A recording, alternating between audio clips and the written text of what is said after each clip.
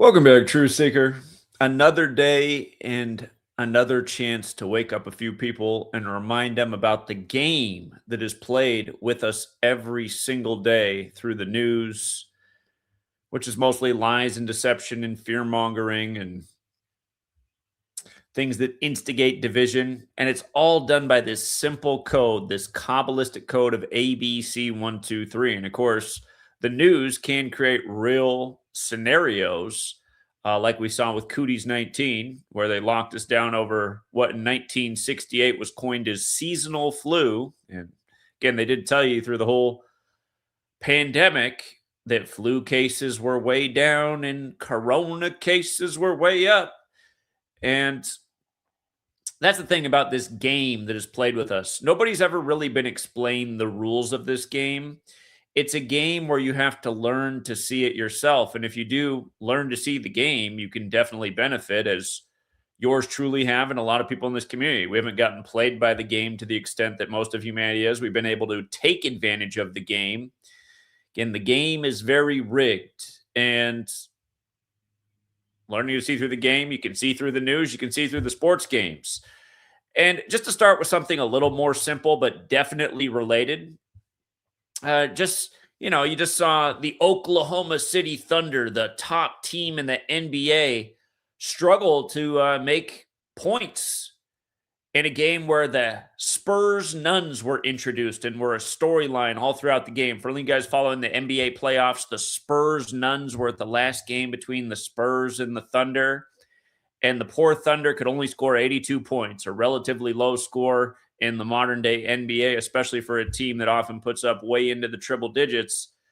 They're probably 40 points under their average. And, the commentator said, man, those Spurs Nuns, they really had an impact on tonight's game.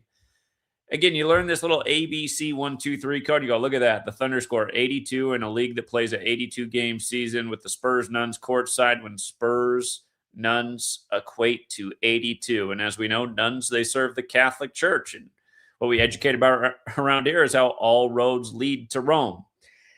If you're looking at this and going, how are those letters getting those numbers assigned? Very simply, there's 4 base ciphers of the English language: the alphabetic order forwards, the alphabetic order in reverse. Those are the first 2 ciphers to learn. This is just running the alphabetic order backwards.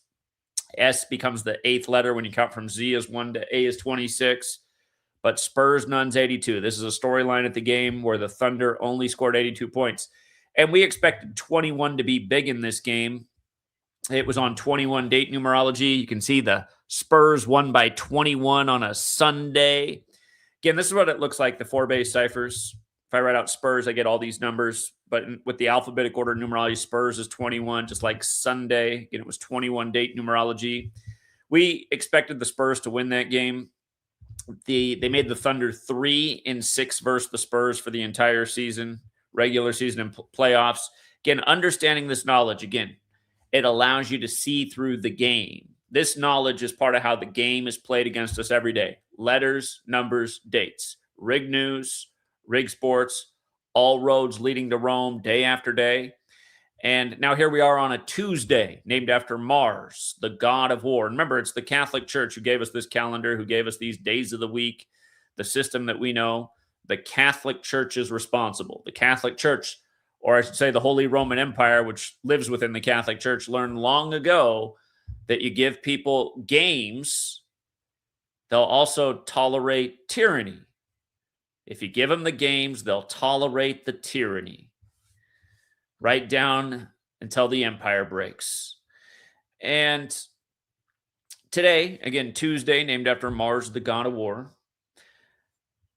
Yesterday, on Memorial Day, the U.S. had to strike Iran, and then reportedly Iran struck back a little bit. Now Iran's threatening larger strikes on this Tuesday, named after the god of war. So Trump has his full cabinet at Camp David in Maryland today, and he has Netanyahu on the phone, and they're discussing where to go from here. And remember, it was just a couple Sundays ago, Netanyahu was on 60 Minutes explaining that the war with Iran is not over. So, we already knew this, right? Netanyahu already gave us the teaser. He said the war is far from over. And we should know that too, because they raised the draft age to 42. And come December, exactly 42 weeks into the war, December 18th, and you can assume it'll still be going, even if there's some breaks here and there like there's been, exactly 42 weeks into the war, after raising the draft age to 42, they're going to begin the auto enlist for everyone over 18 in the selective service, because they have databases like that now. But remember, war is 42 in the most simple cipher, like Iran is 42, like World War is 42, like Jesuit is 42, like the first Jesuit university, Georgetown's 42.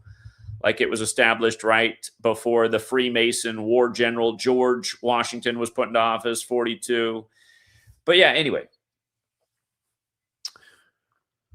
Here we are, and look at this. Trump is at Camp David today with the full cabinet 170 days before the Superior General's birthday, which, of course, will be the anniversary of Pete Hegseth, the Fox News guy with the slick hair, with the Templar and Crusader tattoos all over his body and the insults to Islam literally tattooed on his body. Remember, he was nominated on November 12th, 2024 on the Superior General's birthday, reminding you who runs the show. We called it out that day. We said, well, look at that. But yeah, today's 170 days before the Superior General's birthday, and they just happen to be at Camp David, which equates to 170 like World War III. And funny enough, from the start of the war, February 28th to today is 87 days later, Superior General 87, who was coordinated with. The Catholic Church also equals 87. Again, that's who the Jesuits serve. The Crusaders, the Crusades, that all goes back to Rome. A lot of people can't see how they set up Israel as a Jesuit puppet state to do the bidding of the church. A lot of people think Israel runs the whole show. That's because they don't understand how the game works. They don't know enough about the game. They have limited insight into the game. They're listening to the wrong voices of people who want to keep them lost in the game. You know, just tune into people who actually know what they're talking about. And how do you know if somebody knows what they're talking about? Maybe if they've been around for over a decade, proving their point day after day, calling things out a million times before they happen, writing a book that laid out the whole pandemic perfectly before it unfolded. Probably be a good person to follow, like yours truly. But anyway, 87 days after the war began, today does have 77 date numerology. The Superior General's 77. You might recall the nation's capital's on the 77th meridian, and the government, after its longest shutdown, reopened on the Superior General's 77th birthday. Our government on the 77th meridian, where supposedly once upon a time Flight 77 hit a 77-foot tall Pentagon 77 minutes after taking off. But yeah, today's got 77 date numerology, like how old the Superior General is right now. Camp David's on the 77th meridian, along with the nation's capital. And you got to love that it's on the 39th parallel north, too. They like to discuss war at Camp David. Camp David got a lot of attention during World War II, which began in 39. Also, you could say it's 87 days after the war began. You could also say today is the 88th day of the war. If you count February 28th rather than days after, you count the total day count of the war, 88th day of the war. Trump equals 88. Trump's got the full cabinet in Maryland at Camp David. Trump is 88 like Maryland. And did you see this blurb about how Camp David in 1942, FDR renamed it Shangri-La? And then in 53, Eisenhower renamed it Camp David. Look, I mean, just look at the ritualism all these years, right? It gets renamed Camp David in 53. It equals 53. 53 was now 73 years ago. And we talked out the 170. The only thing we're missing is the 37. So I wonder if we get more headlines tomorrow. Wednesday's the 37 day of the week, named after Mercury the Trickster. But yeah, notice also World War III does have we covered the 170. It also has the 73, and the 181 might take you back in time to when Iran supposedly fired 181 rockets at Israel. That was last year with the back and forth skirmishes that followed the same Jesuit code. For the record, 181 is also the 42nd prime number. For a bit more of the ritualism and all roads leading to Rome, Netanyahu's on the phone today on the 218th day of his age, on the 88th total day of the war. Again, Holy Roman Empire has that 88-218 connection. Again, that's who waged the Crusades in this part of the world against Islam. And of course, we've targeted an Islamic nation yet again by the numbers. So yeah, again, just from something like this to something like this, you just learn this. You just see through all this. The Knicks sweep the Cavs. You know who thought the Knicks was going to sweep the Cavs? Yours truly. If you're on Patreon, after the Knicks were down 22 and came back and won by 11 in Game One. Remember, they won their 8th straight game, and that game was on the 19th of May. 19's the 8th prime. The next game fell on 9-date numerology, and we said, they won by 11. New York's the 11th state. Seems like they're going to win 11 straight. We called this out after Game 1 with the 11-point win. But remember how they were down 22 and won by 11? Yesterday, they won their 11th straight. Again, Brunson, number 11. Funny enough, the finals are going to begin 11 days before his father's birthday, and his father's birthday is June 14th, just like Trump. And again, Trump is the orange guy from New York. This is the 80th season. Trump will turn 80 during the NBA Finals. A reminder that Trump runs on Mega, the highest degree of the Church of Satan, Satan 80. And remember, on the Church of Satan's birthday this year, April 30th, it was the 60th birthday of the Church of Satan. By the way, the Cavs just stayed on 60 wins for the year. But on the Church of Satan's 60th birthday, the Knicks became 214 and 214 in the playoffs all time, meaning they had 214 wins and 214 losses. And they haven't lost since the Church of Satan's birthday. They won that day. They were up 60 at one point in the game. But yeah, this is literally a tribute to Satan. And we've been talking about this forever, Trump and Mega and the highest degree of Church of Satan. And again, how Obama on the 45th birthday of the Church of Satan told the United States at the White House Correspondents' Dinner that Trump would become the 45th president of the United States. And again, every year, Trump's birthday to the Church of Satan's birthday is 45 days. But yeah, all of this stuff really is sick and twisted and demented. And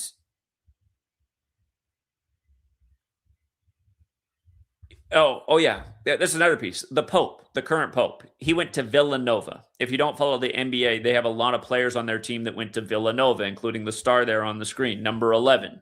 And don't forget, Pope equals 11 too. Brunson went to Villanova. But do you see how the Knicks won by 37 yesterday? They were plus 40 in scoring through games 1 through 3. So they became plus 77. And Pope Leo, the current Pope, he graduated from Villanova in 1977. Also, we always talk about how they rig all the sports leagues together. On the day that the Knicks beat the Cavs and became plus 77 in scoring, look what happened to the New York team. The New York team in the WNBA lost to the new team from Oregon. And if you don't follow basketball, you might not know this, but the team from Oregon, the Blazers, they won their only championship in 77. And look how many points the Liberty scored. They scored 74. Again, if you just pay attention to the ritualism, you'll see all this stuff across the board. But Oregon, 74. They lose with 74 to the Oregon team. And again, this little tribute in the NBA. Again, all of this stuff totally connected. All of these games are a script. WNBA, NBA. Valkyrie stayed on 9 home losses as a franchise yesterday versus the Sun. On and on and on. And something we also thought was going to happen yesterday. We had a great day yesterday taking advantage of the rig sports. The Knicks. The Knicks are the 22 team. Yesterday had 22-date numerology, right? Knicks 22. The day before that when the Spurs won by 21, it had 21-date numerology. So the Spurs went on the 21 date. The Knicks went on the 22 date. But we also had this hunch before the games. Oh, and I got to show you what they did with the White Sox and Twins on the anniversary of George Floyd being killed on the corner of 38th in Chicago. We'll come back to that too.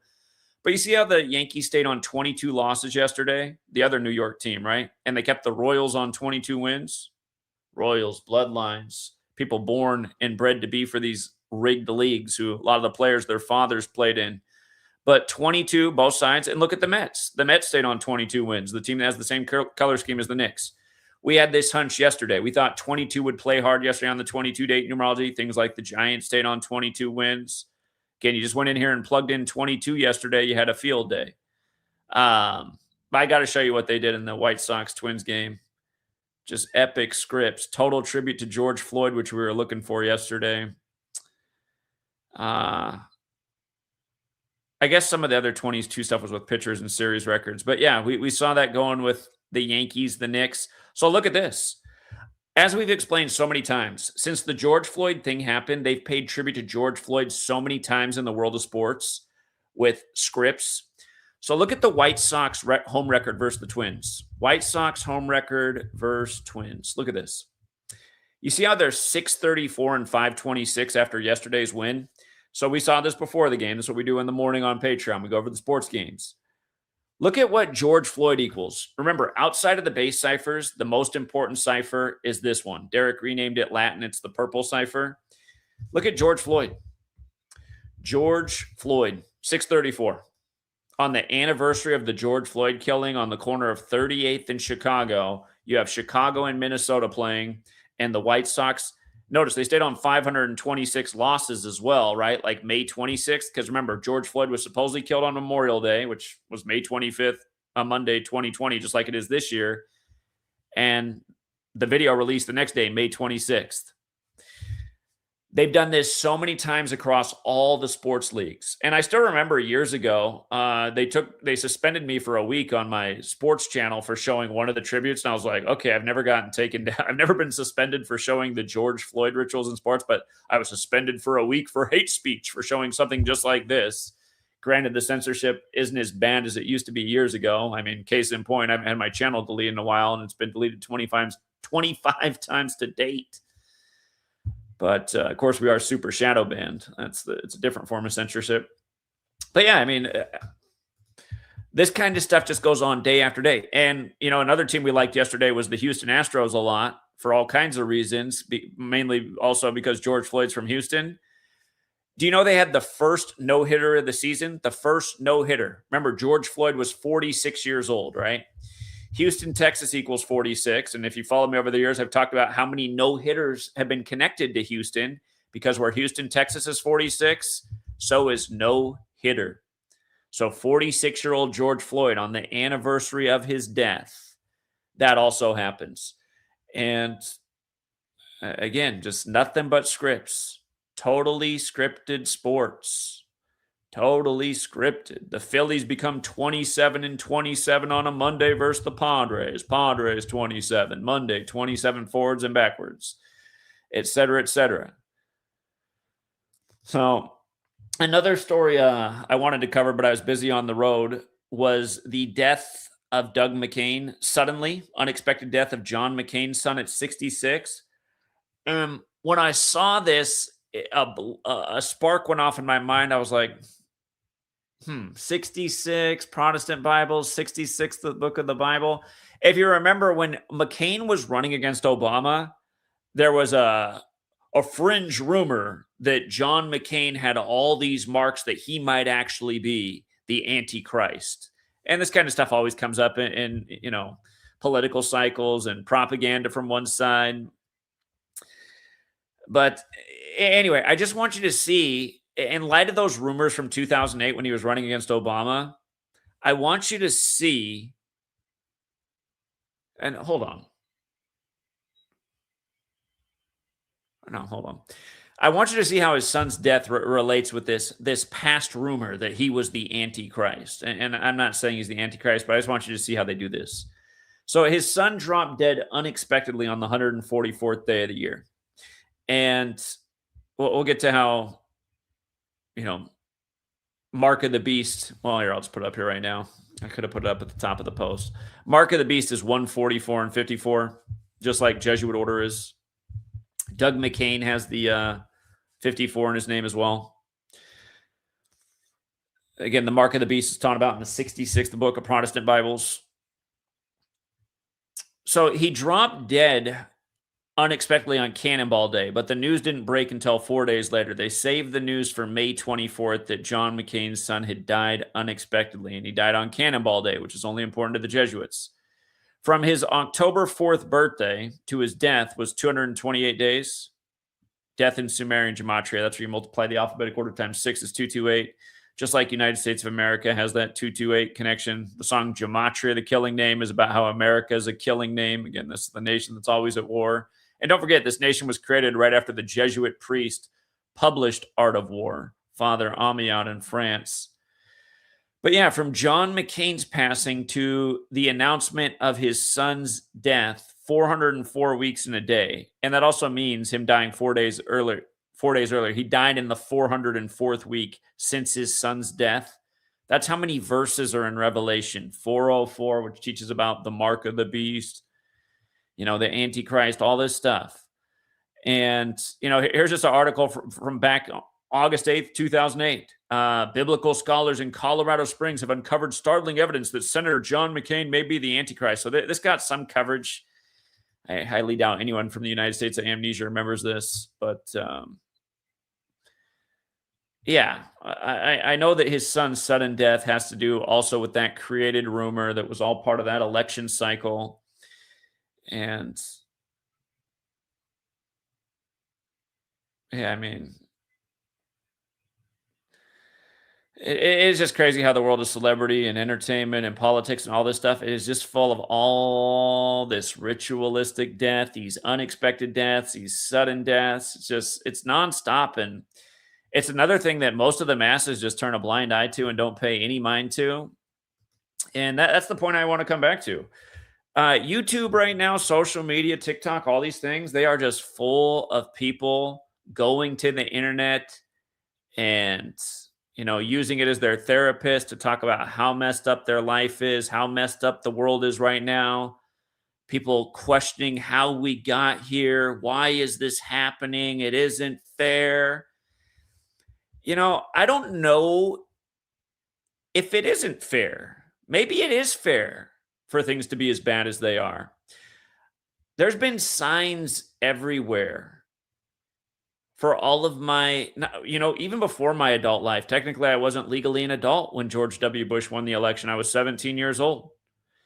And when he won that election, I felt like every American should have stopped what they were doing and said, wait a minute, what kind of country do I live in? You sent me to 13 years of slave school. I had to learn about how great this nation was, and we have free and fair elections, and we're above board, and we're not like those other corrupt places that lie to their people and rig elections. You learn about, I learned a lot about that in slave school. Like if I was in some other country, man, they rigged their elections. They're all rigged. All they do is lie to their people in the news. You should be glad that you're an American, Zach. You live in the greatest country there ever was, Zach. But when I was 17, I told the class where we got to talk about almost every day during that time, Mr. Griffin's class, again, I was saying, hey, it looks like we have rigged elections here. He'd say, Hubbard, you're an idiot. You're an idiot, Hubbard. We don't have rigged elections here. Well, it turns out I wasn't an idiot. Turns out it's pretty obvious the elections are rigged. But again, I mean, that was the first red flag to me. Like, wait a minute.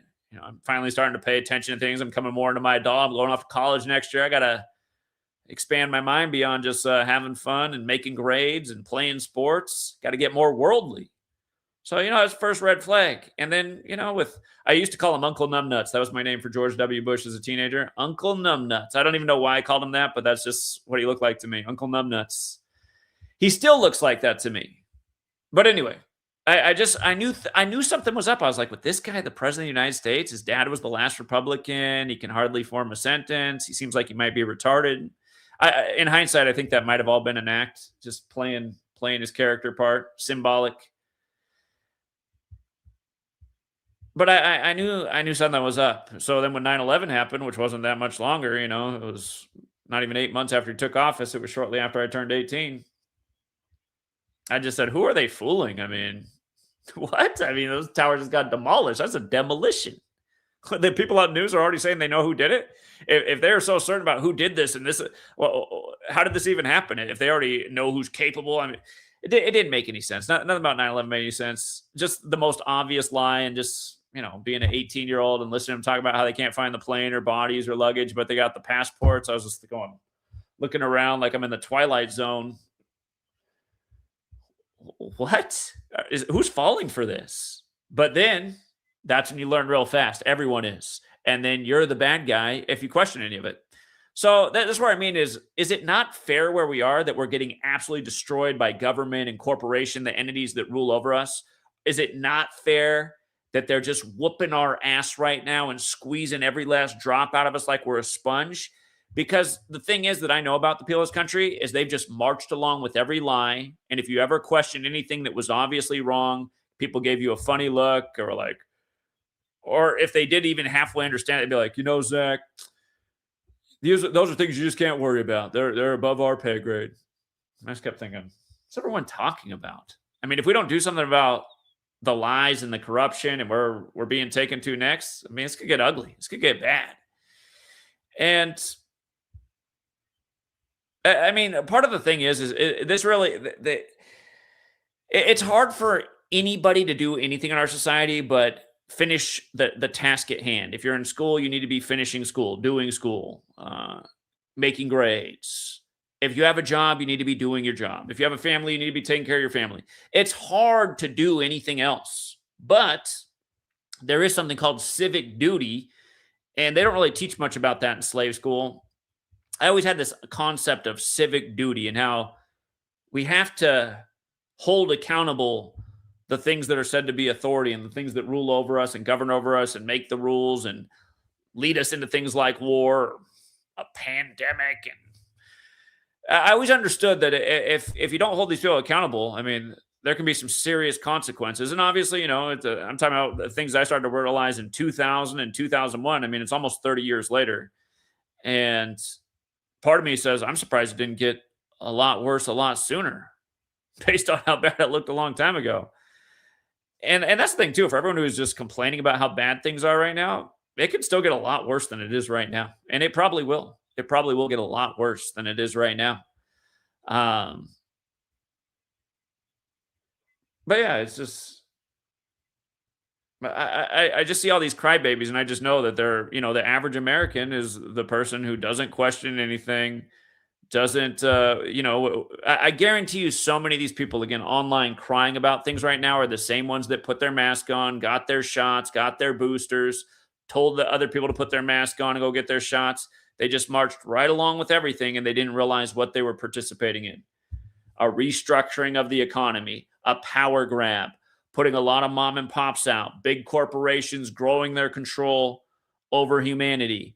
And now that so few things have so much power and so much control, I mean, they can just absolutely vice grip you. Oh, yeah?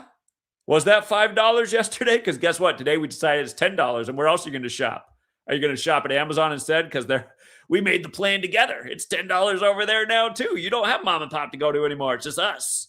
Fascist Mart and Amazon. Oh, yeah, Kroger, too. Yeah, they also sit at our table. So, yeah, I mean, I also, this past weekend, met up with a high school friend. He's always been dog shit with money. He's still dog shit with money. He asked if I would go pick up food for him. He wanted to eat at this really expensive place, and I did him a favor and picked up all this food.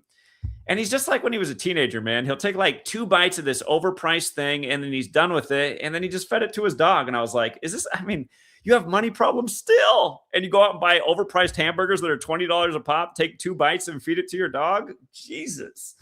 Again, this is America, man. It's just like, our school system is such a failure. It doesn't prepare people with any common sense, any critical thinking skills. It's just, man, what are you going to do? What are you going to do? Here, I was busy over the weekend. Let me drop the link. Let me know what you guys got to add to these stories or about anything else. Did I miss a story over the weekend that you wanted me to cover? You feel bad for that dog. Well, if it makes you feel any better, they did get the dog from a rescue about 10 years ago. His wife likes to rescue animals.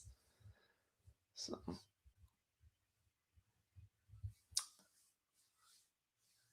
I don't even know what an Archburger is. Okay. Somebody asked me to look into a car blowing up on Wall Street.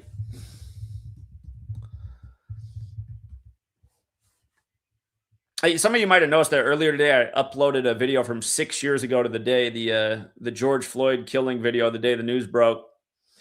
YouTube age restricted the video, I don't like when they start doing that stuff because then I feel like when they do that, then they start flagging more content. So I just deleted the whole thing. I was like, what's wrong with this? Like my video from 6 years ago needs to be age restricted. A hybrid vehicle caught fire and exploded into a massive fireball in lower Manhattan on May 19th. The 139th day of the year near the iconic Wall Street Charging Bull statue at the intersection of Broadway and Stone Street. Well,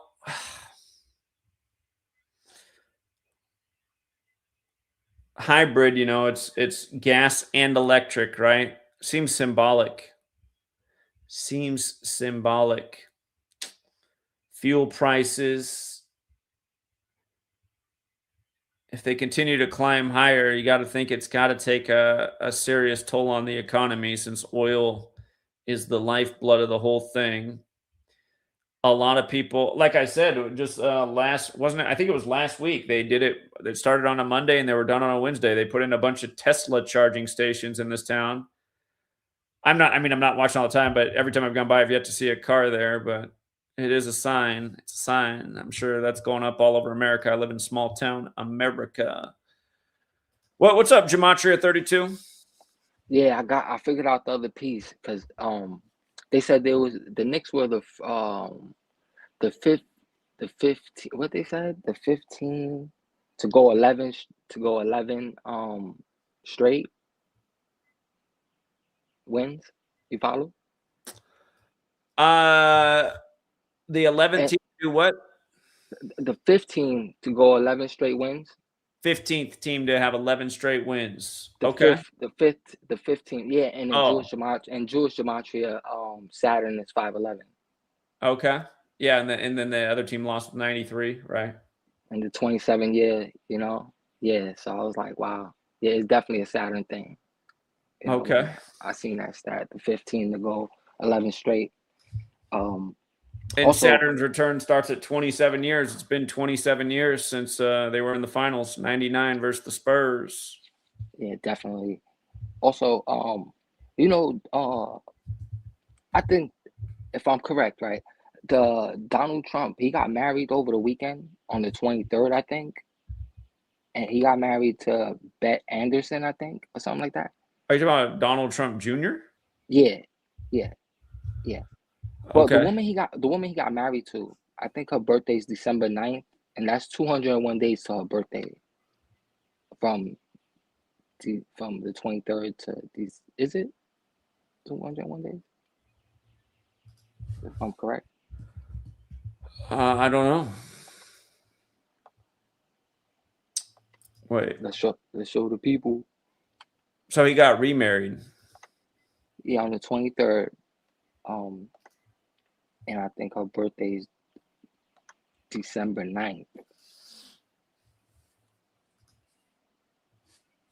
And if I'm correct, that's probably a span of 201 days, maybe. I just thought that was interesting. The 201. Another arranged marriage. He got married on the 25th, a good day for a Trump wedding. I thought it was the 23rd. Well, it's a Saturday. All right, so my math is... Oh, no, I can't do math. No, it would have been May 23rd. My bad. Oh, that's perfect, too, because, yeah, Donald Trump. The day of the latest shooting story at the White House. Donald Trump and Satanics 523. Yeah, it was 3 days ago. Yeah, it would have been Saturday. My bad. Yeah, so it's a span of 201 days to her birthday, December 9th birthday. Yeah. Which would be interesting because I think it would be 166 days. Wait, let me see.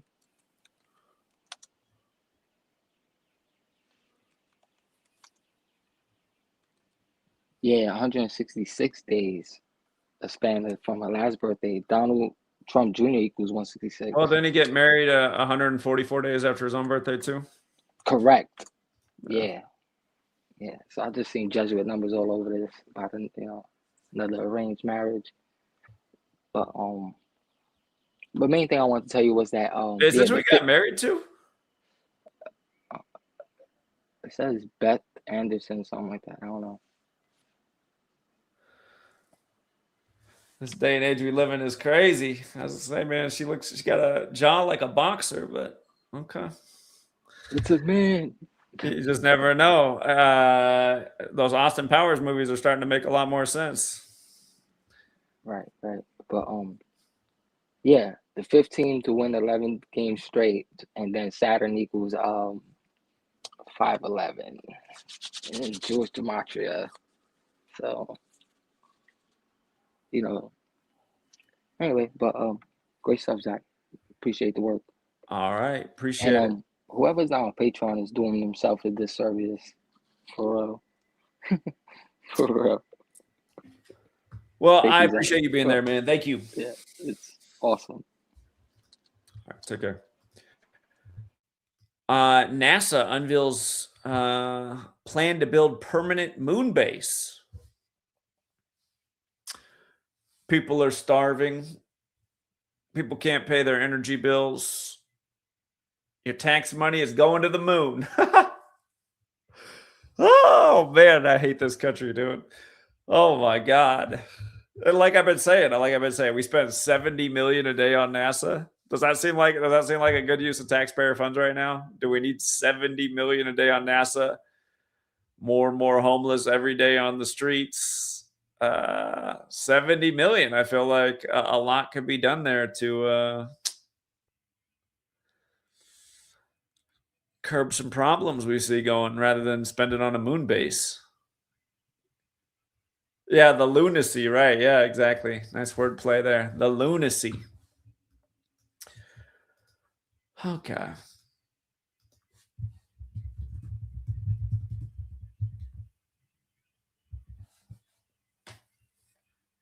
Oh, we got a troll in the chat. How could you be down 15K? We've had mostly winners. You must be a moron, buddy. You must be a total moron.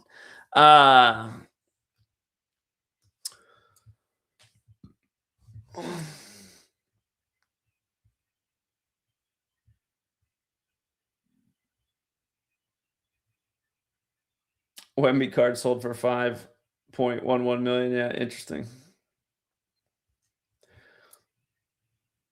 Yeah, we covered the latest White House shooter story. The guy who said he was the real Jesus Christ and the real Osama bin Laden. What a combo. I'm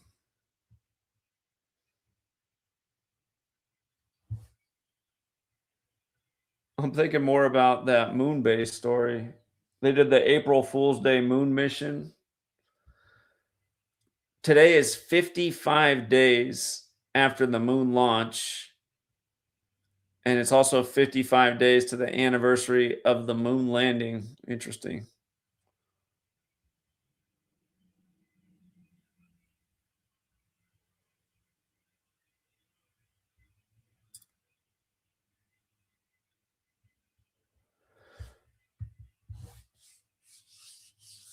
Okay.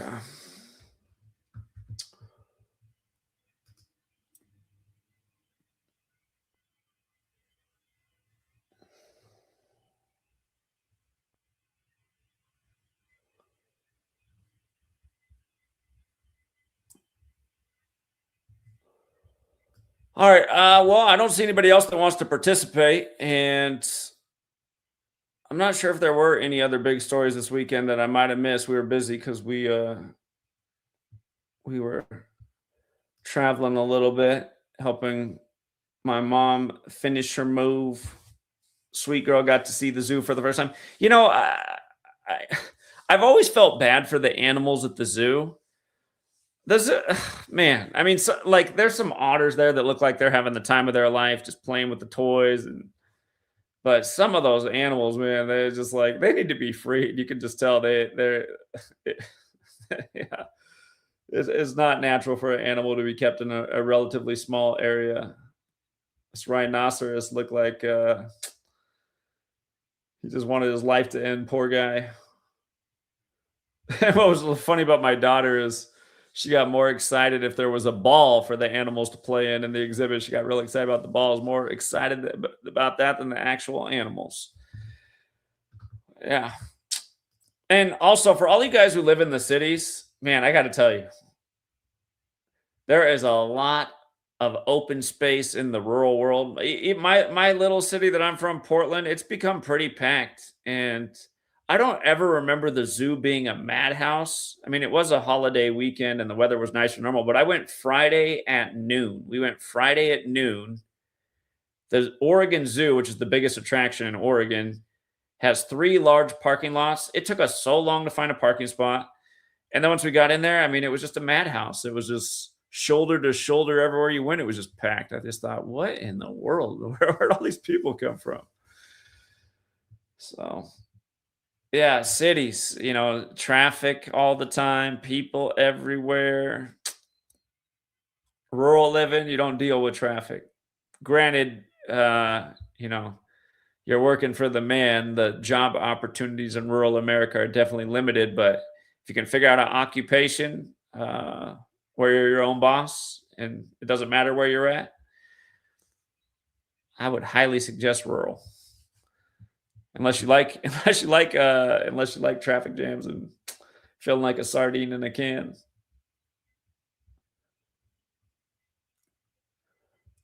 Well, as you say, soon to be smart cities. Remember, Trump's talking about building freedom cities. You remember they just renamed it. Instead of calling it a 15-minute city, just call it a freedom city. And we've seen how in the modern era, how they can build a pretty good sized city pretty fast. I remember when they were remodeling Seattle, when Amazon was building all their skyscrapers, it happened pretty fast. So you could see that in the future. New cities go up in new areas.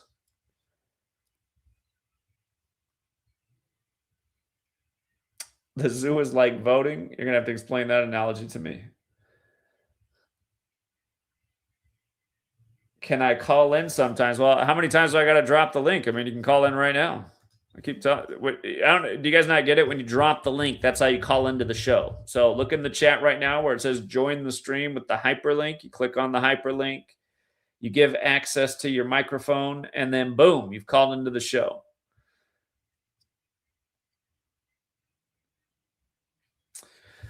Another thing I do want to do a stream on is this started showing up in my feed. It might be showing up in your guys' feed too. I almost want to go there because it's not that far of a drive from me. This Freedom Con. They're doing it Father's Day weekend. Starts on King James's birthday anniversary. Ends on, it goes June 19th and 20th. If you haven't seen this, it's Republican Christian men calling on men from all over the nation to come gather in the Gorge, which is a concert venue out here in Washington State. It's a pretty famous concert venue if you don't know about it. A lot of your favorite bands might tell you that their favorite place to play in the whole world is at the Gorge Amphitheater just because of the scenery. But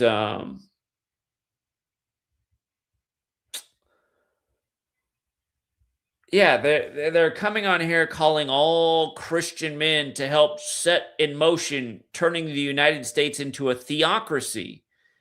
And look at this, you guys. Remember how Trump read from the Bible on Rome's birthday, April 21st? Remember this? Trump reads from the Bible, Mr. Mega, on Rome's birthday. So the first day is 59 days after he read, or a span of 60 days. And that obviously means the last day is 60 days, right? And we know that's been a big number with Trump ever since he, Trump has the 60 connection. The last election was the 60th. Big clue along the way that he was going to win was the death of his ex-wife, who died exactly 60 weeks into the first Jesuit Ignatian year. And then he buried her on the 201st day of the year. Major Jesuit ritual. Trump's done about 1 million things with 60. I mean, serving French fries on Kamala's birthday because there was no proof that Kamala ever worked at McDonald's. The whole 60 Minutes debacle, the whole Alvin Bragg indictment thing, just 1 million things there's been with Trump and 60. 60 this, 60 that. But remember, Trump was also selling $60 Bibles, $60 Trump Bibles on the campaign trail. So, I'm not going to be able to make it out to this thing. I really like to, because I'd like to be out there talking to these men about why in the world, like, I'll just leave the religion thing alone, because you can't really move people on their religion, but why in the world? Because what they're saying is we need more Republicans, we need more Christians. It just in itself, you see how it doesn't work, right? I mean, it's like these guys think that they're holier than thou because they're Christian, yet they're supporting Trump, who's literally this satanic puppet who runs on MAGA, the highest degree of the Church of Satan, and all he demonstrates are satanic values. And then you think about the Republican Party too. Their logo, when George W. Bush became president, the elephant used to have upward pointing stars. They inverted the stars, so they're downwards pointing stars, which is a satanic symbol. So literally the GOP's logo is satanic. They now have a guy who runs on the highest degree of the Church of Satan. And you know it's not an accident. Again, both parties are in on it. But yeah, I mean, what drives me nuts about Republicans is they think the thing that makes them Christian is voting for pro-life. They think the pro-life checkbox is the Christian thing, when in reality, abortion's not a subject in the Bible. It's not in the Bible anywhere. And pretty much every other value that the Republicans have is not really in tune with Christianity or what Jesus taught. The Democrats would check a lot more boxes. And again, I'm not advocating for the Democrats. I'm just saying if you really had to go through and say, well, what the Democrats traditionally advocate for is a lot closer to Jesus and, helping people in need. But we know how it is. I mean, both sides of the aisle are totally gimmicks. It's just the Republican Christian thing. It really does just drive me insane. And especially right now. And again, I mean, just look at the 21st century. Just use recent history as your example. When the Republicans are in power, what happens? 9/11 happens. COVID happens. Right now, never been closer to World War III happens. So thinking that this party is the solution, and then not to mention the whole war right now, it's all on religious lines. So what we need in the world are more Republicans and more religion. I mean, that's why I'd like to go out there and talk to these people and see if they can make sense of what they're even advocating for. But yeah, you can also see it's a total ritual because, again, it's 60 days. It's going to end 60 days after Trump read from the Bible. And it's also going to start a span of 60 days. I mean, give me a break. Give me a break. Freedom come. All right, we got Pigo and we got Harrison Fleming. What's up, Pigo? What's going on, Zach? How you doing, brother? Yeah, what's up, man? Well, today is the day Iran's starting to open up their internet again. 88 days, since the war. They're starting to let people back online. So I noticed that 88 ritual today. And then I noticed some things, because we've been putting out notes every day. Something fascinating we discovered is that there was a guy who was a part of, the Temple of Set with Michael Aquino, Satanist, right? Michael Aquino, we've been reading his book where it talks about all the spectacles they do to keep the public under control. Great book. It's called Far From, but I digress. So if you go on Turning Point USA and you look up their advisor board, you'll see that Satanist Paul Valley on there. And what's his name? Paul Valley? Yep, Paul, and then Valley. It's Vallely. It's like a really weird, unorthodox spelling of Valley. And you said if I go where I'll see him? Turning Point USA, and then look him up on the search bar. Him. Yep. This dude's a massive Satanist QAnon guy, and one of the books he wrote is about the silent treason, and that's the whole narrative with Obama. He's been putting this whole thing out there. No, you want to go to the search bar and put in his name. It'll come up as an advisor. They got it hidden pretty good. The search bar on their website. Oh, wait, did I type in the wrong thing? Here.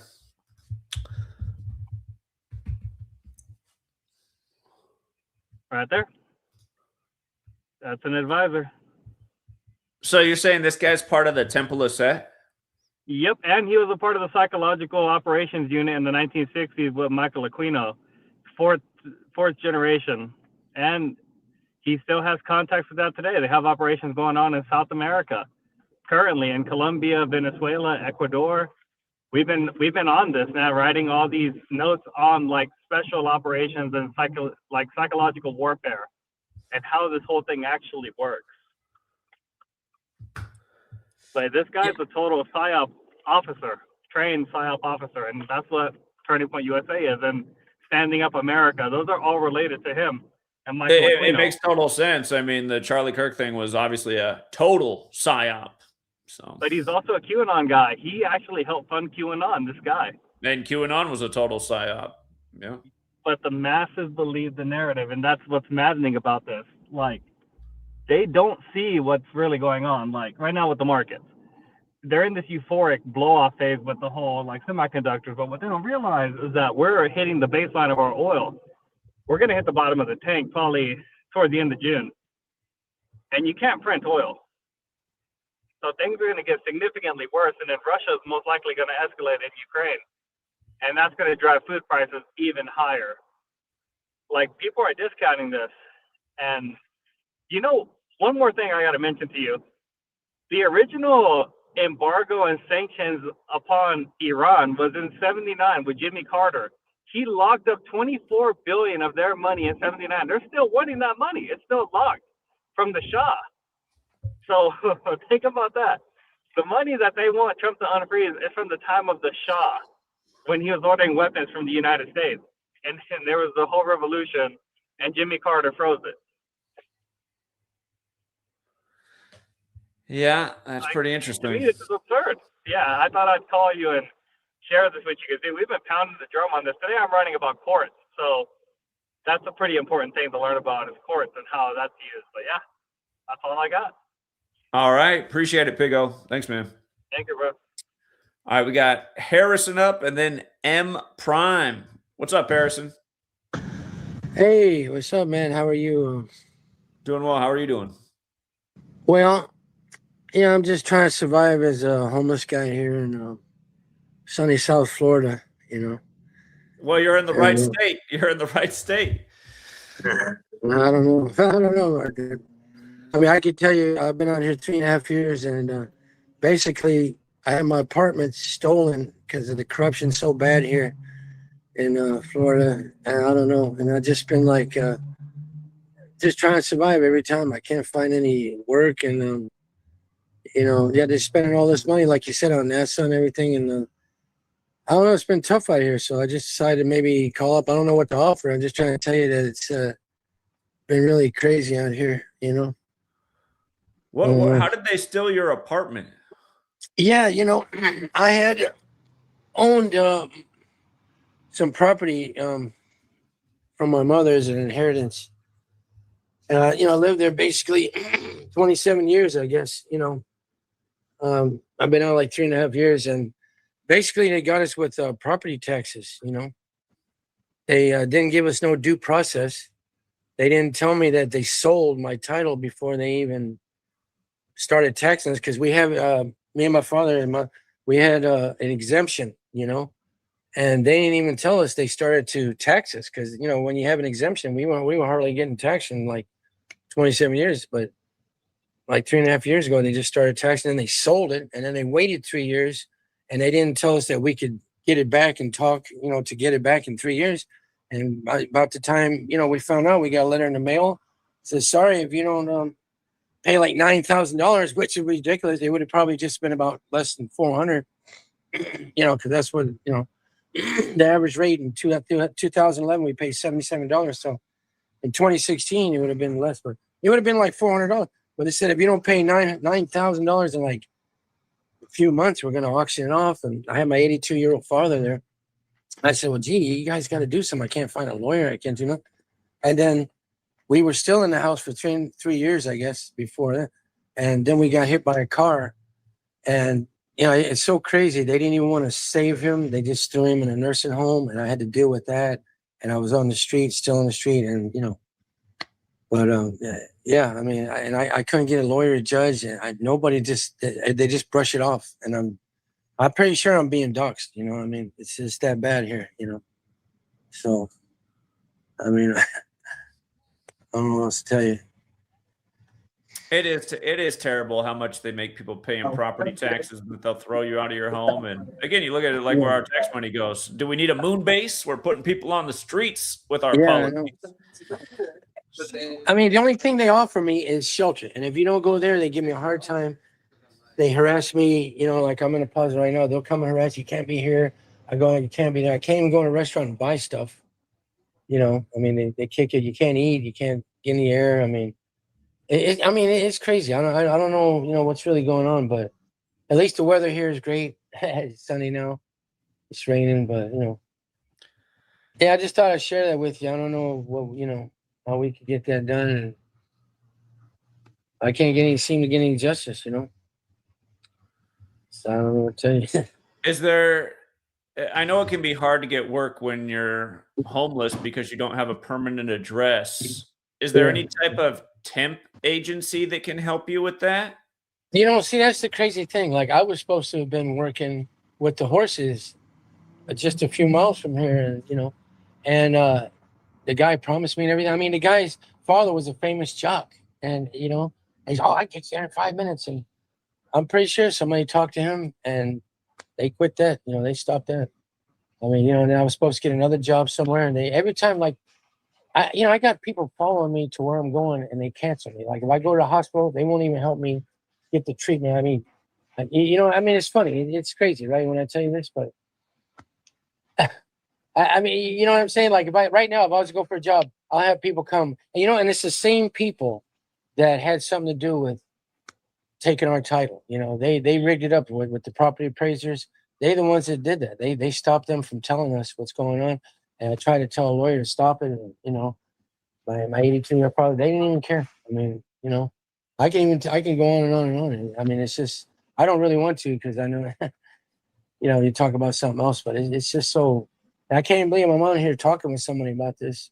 I've been trying to get on to tell my story, whatever it is, to people. And like I said, it's even hard to get a job. I mean, I can't get, and then they say, go get a job. And I got a shopping cart. You got too much stuff in there. And it's everything. They just want to pick on you for every little thing. And they got people just watching me constantly. You know what I mean? They like that, what they call it, gang stalking and group thing. They're just trying to get me into the home to get rid of me because of all the crazy stuff they done. They figured it's better to, get rid of me than actually give me compensation for getting hit by a car. But I could have saved my father. I mean, he's doing bad, but and other things, get the title, and you know what I mean. I mean, it's just, I don't know what to tell you. I mean, have you tried going to a temp agency to see if they can find any employment for you, any kind of work? Oh yeah, sure. I mean, I went to play. They give me hell there too. We'll call you and we'll do this and that. And I mean, and I don't even have a phone. This is my last month. Somebody help me. I don't get a check. I don't get anything. I don't get food stamps. They won't even give me a phone. I'm lucky to even have this to, because it expires in about 4 days. But maybe if I could raise some money, I could, get some internet again. And then maybe I could come here again and talk, I guess, if you want me to. And maybe we could try to work something out, help me in some way. I don't know. I don't know. What city are you in? Are you in Miami? Yeah, North Miami.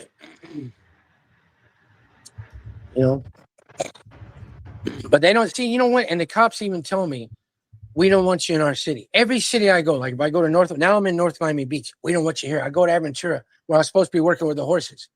They got a casino there. We don't want you here either. You see, it's like, get out of here, keep moving south, go to the shelter. Yeah, we know, you know what I mean? It's something about me. They don't like, that's why all this stuff's happening. And that's why they did all this stuff.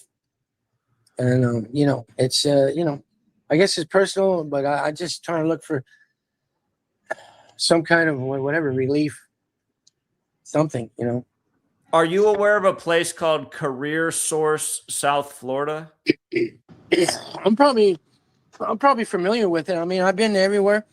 I've talked, and the only thing they say is, no, just go to the DCF people or whatever, and they'll sign you up. You can't leave until we tell you. We'll give you a check, which is, BS. They take your money, they starve you. I mean, I seen that. They did it with my father when he's supposed to have needed operation. They sent him to this nursing home, and he had pneumonia and 102.2 fever, 100.27 degree fever. And Yeah, I can show you pictures if you want. It's tragic, And now I'm stuck here with other homeless, and and they dox me too. They follow me, watch me. I mean, I mean, you know what I'm saying? It's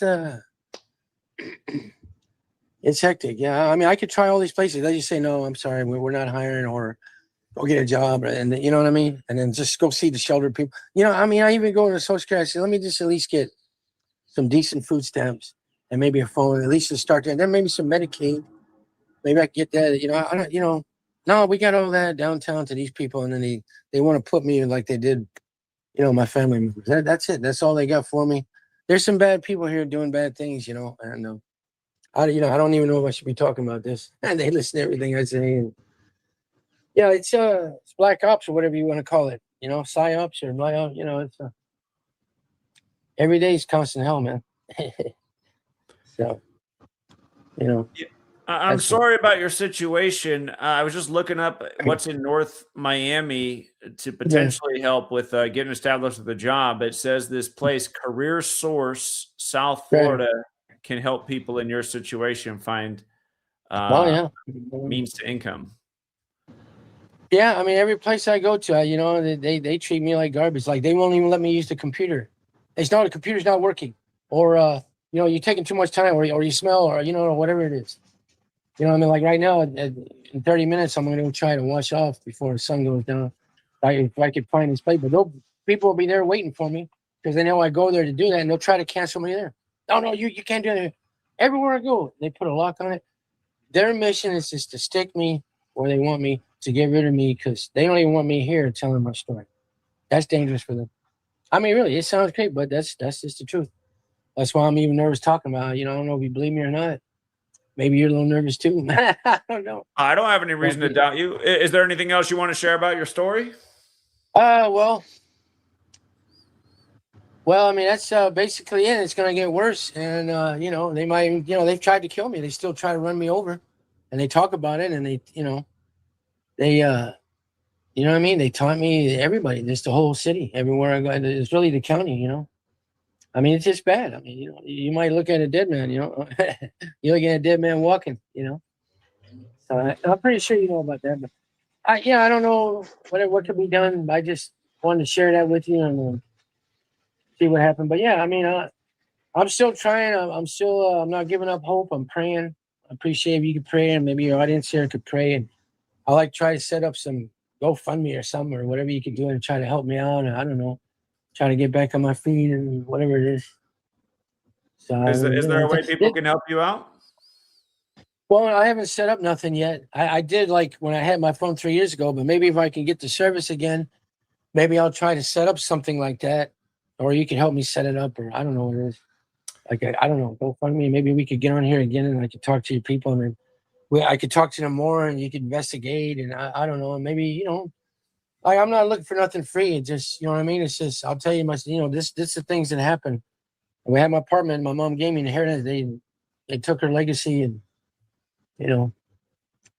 that she left for us, and Well, if you want to figure out a way to set up something so people can help you, you're welcome to come back. I live stream almost every day, so you can always come back. So how do I look for you? What's your name?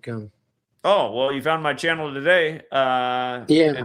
It's Zachary K. Hubbard is my name to find the channel. Zachary K. Hubbard. All right, so if I could find a way to hook up maybe in a few days, because it's going to expire on the 30th, but I think I got raised enough where I could just get my internet again. I don't even want to call. I have nobody to call, but yeah, I'll do that. If I could set something up, then I come back again and talk to Zach, you, and you're a great guy, and I appreciate you, having on your show, and we'll see what happens, right? I just talk every day, and nothing's done in a minute, right? Rome wasn't built in a day. I'm 56, and whatever. All right, Harrison, we'll stay up, man. You can always call us back. Yeah, I appreciate you, buddy, and take care, and God bless you and your audience, and pray for me, and I'll pray for you, and that's the way it goes here in sunny South Florida, and I'm up. All right, Harrison, be safe out there. You take care. Yeah, thanks. Well, at least he is in Miami because the weather is nice there. Just got to seek shelter when it pours. What's up, M Prime? Flush, and it goes blue, and she just shoots the 8 ball out of her motherfucker. I don't know what that is. Some kind of troll. Trolling. All right. My daughter is reaching. She's almost 2 hours into her nap, and she's like clockwork. She usually gets up right around the 2 hour mark. So, you know how it is when she wakes up. I usually hang out with her for a minute and wrap it up. So we are near the end. If you guys want to get in here and share anything, the link is in the description of the video. See what else is going on here in the headlines.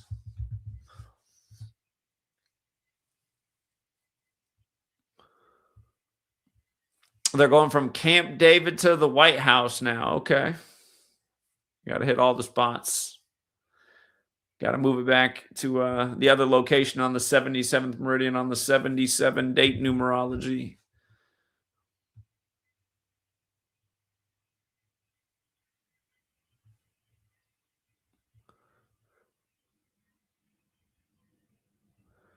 They got another snake video with RFK Jr. Remember, he loves snakes. They started his testimony to be the health secretary that is on the first day of the year of the snake. It's funny how they always got to hit us with the same themes. Trump said the speech 1,000 times on the campaign trail. You knew I was a snake, but you let me in. Now we got Freedom Con, where the Christians are going to come and say, we need more people like Trump to fix this country. Unbelievable. We got Eloy, and then we got Jerry. What's up, Eloy? Eloy. Hello? Hello. Can you hear me? Hello, hello, hello. Yeah, I hear you. All right, sorry. I had my microphones connected for a bit, so it's probably why they connect. But I just wanted to kind of go over the topic you're talking about, and what you guys were just talking about with the gentleman that was just on the phone. So I had moved out to California for about a year last year, and I was planning on staying out there back in my hometown, Bakersfield, California, and it kind of didn't work out as planned. Me and my best friend kind of went our own separate ways and all that. But long story short, I ended up getting on like the EBT food stamps and all that, and I got onto like the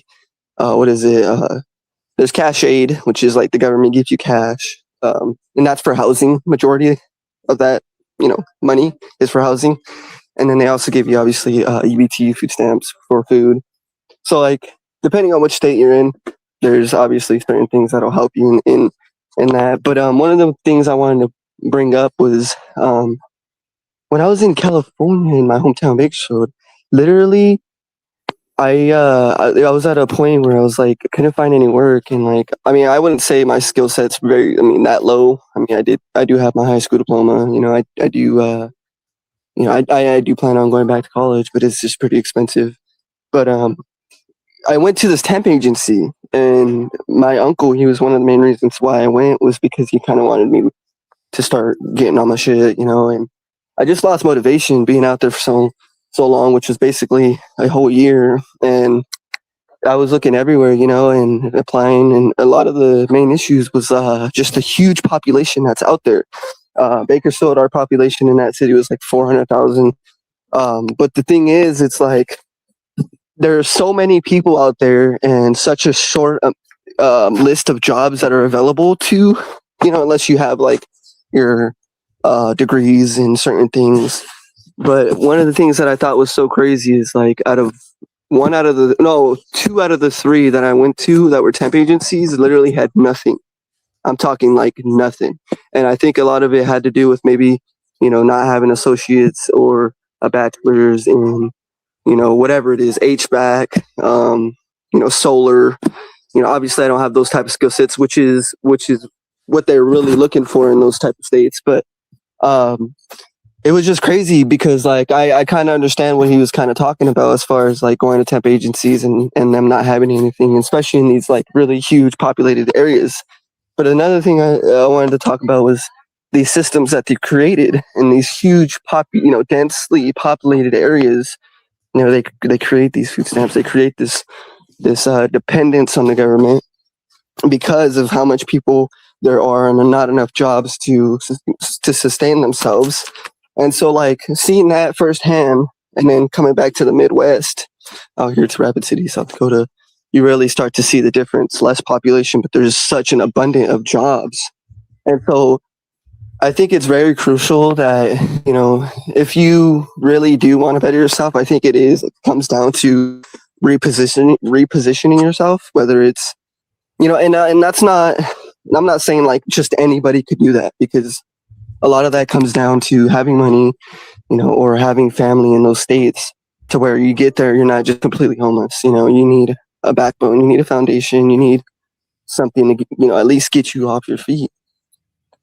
So when you do go to a different, you know, state or whatever, you're not totally stuck, you know, but a lot of people don't have that. So I think it's very, I think it's just, I don't know. What do you think about what I was saying about these high, you know, densely populated areas and not having the amount of jobs, but they have these systems that are created for you to depend on them, and then, you know, it just makes it harder.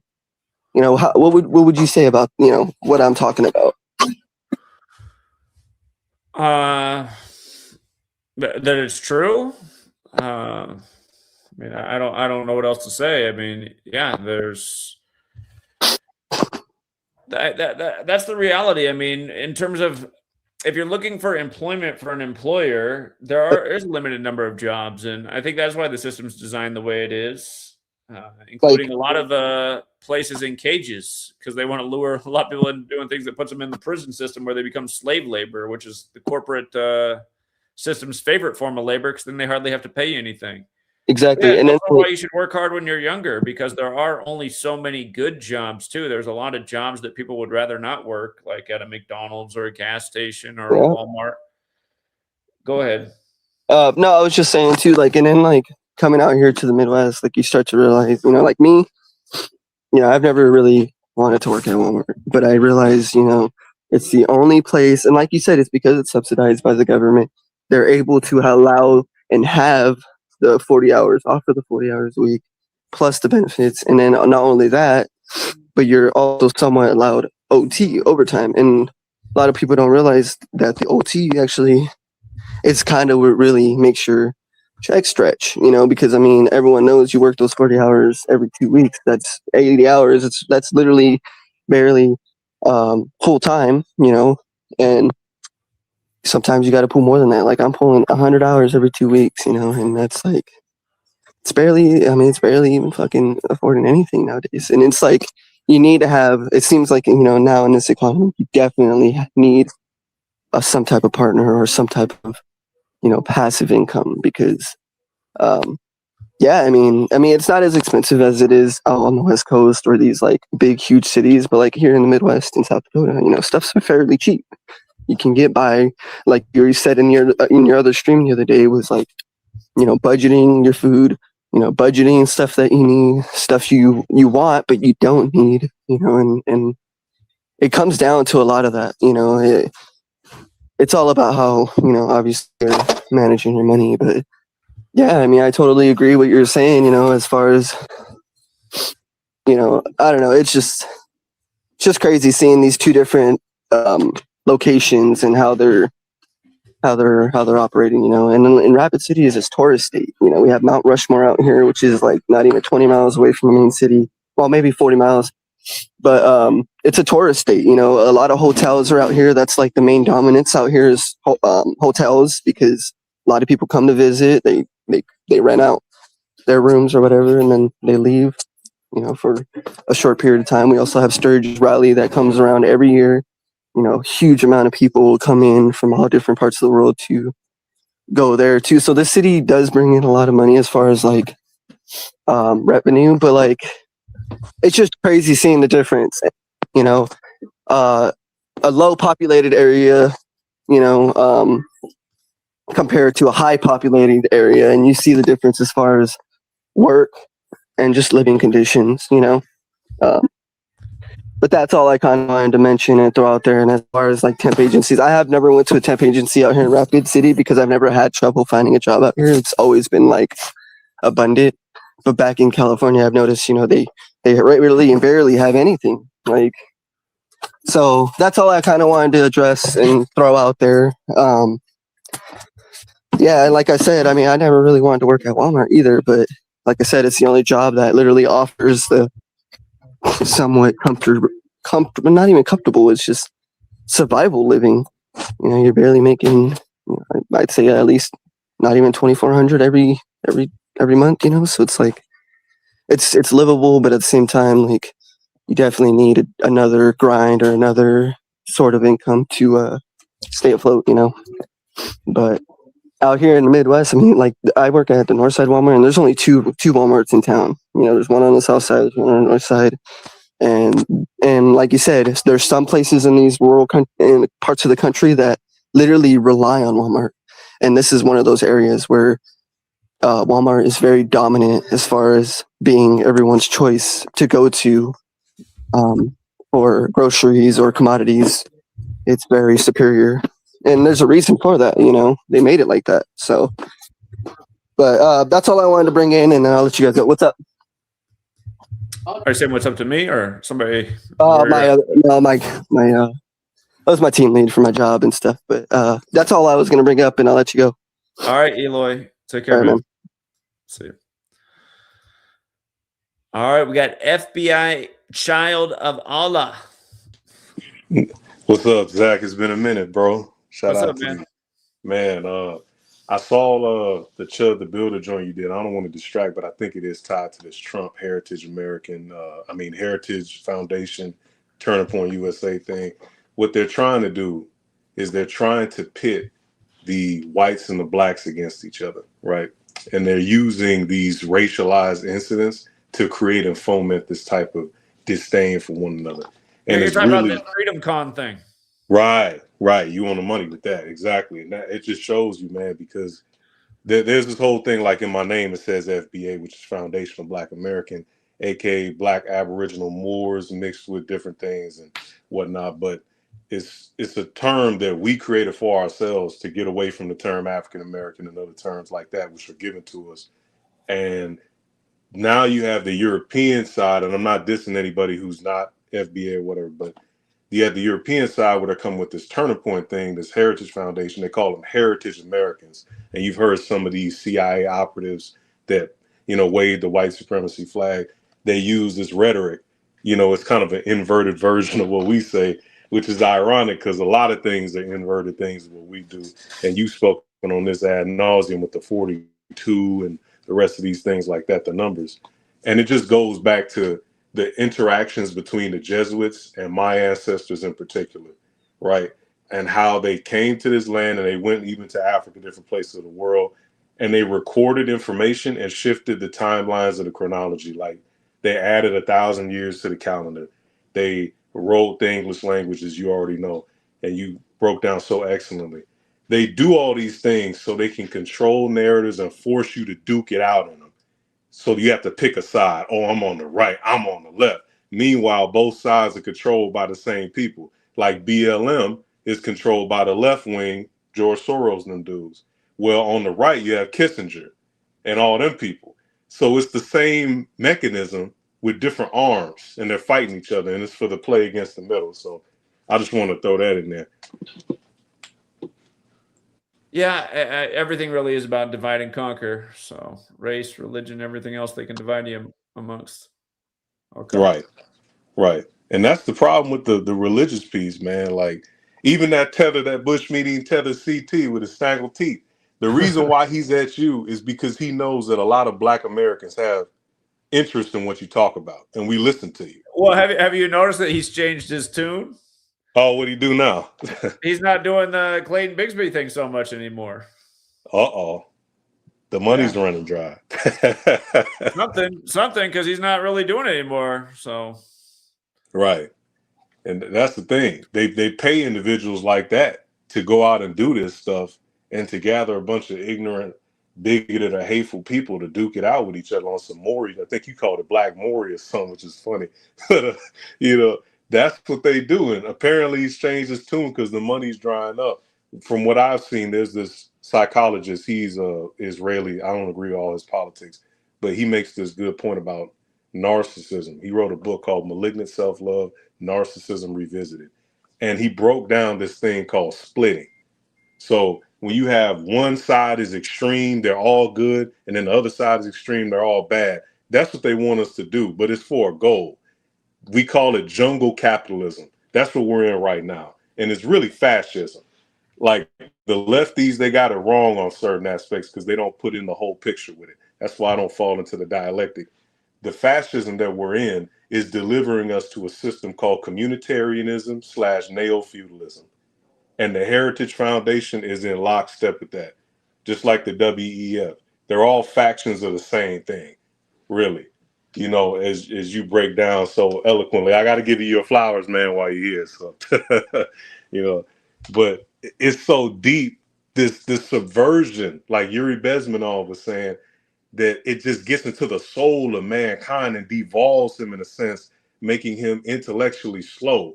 That's why whenever you would break down gematria, which is very simple and easy to understand, like I can't understand why someone would reject it unless they're dumb. You know what I'm saying? Because it's so prevalent in our society, but you get people that will what kills me argue. about this knowledge is just so simple to apply it and see this legit. Like somebody in chat says Bob Horner's dead. So I look, oh, he died today on the 146th day of the year. Oh, look at that. His name equals 146. Again, 68. Really not. That's below the average life expectancy. I mean, you just see it all the time with these pro athletes. And almost every single time it's just that simple to look and see. And that's why anyone who doubts this is just, they've never even tried to apply it. And then you look at his birthday. His birthday can be written 6'8". He's dead at 68. He's known as the National League Rookie of the Year, which equals 86, also like his birthday. More evidence of how they choose these guys for the script. But anyway, go ahead. No, you're right. 100% facts. Like there's so much evidence. To not understand it means you're either a op, you're on the opposing side, you work for them people, or you're dumb. And I don't know which one is worse. You know what I'm saying? You're a fed or you're a goofy and a slow bro. You know, I don't know which one is worse, but it shows you literally in the history of the English language, America, Black Americans, white Americans, everybody's history shows this Jesuit fingerprint on it. It's everywhere, literally, bro. Like, it's crazy how people can't see this. That's how dumb they are. I don't want to just be mean and negative, but it's like, damn. Like, I think you said before a while ago, how about we put all the coincidence theories, I think you called them, in to replicate what happened at that 911 thing, you know?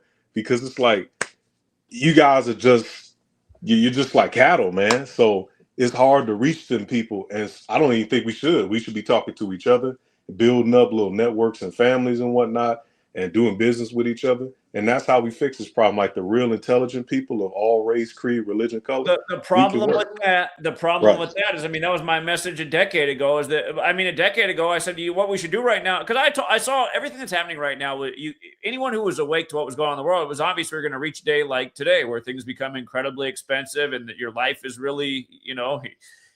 I was telling people, this is what's coming a long time ago. I told people in 2015, I said, what we should do, all of us who have any resources, we should go buy up blocks of Detroit and rebuild the homes and create a community and create gardens and make sure that we have a good social human network and we got our own food in our backyard. I mean, it could have been done. It could have been done. You could have bought a dilapidated home for less than 10 G's back then. And imagine if everybody went in and bought a 10 G home and put 50 G's into it and fix it up into a nice place, which you could have done at the time.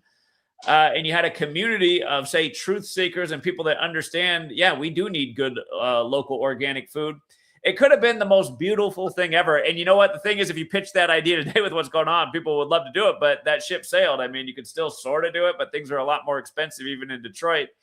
Right. And the other problem is, I was also talking more about this after we went on the road in 2020 and 2022. And what we saw was there was a lot of people started to come into the community out of nowhere and just instigate division and chaos. And that's the problem. There's just so many trolls and agents and people who are willing to take a small payday just to go mess up something. I mean, it's really hard to do what needs to be done in this world that we're living in right now, is what I've figured out.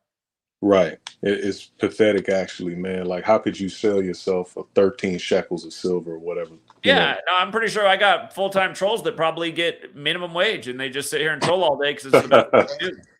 Right.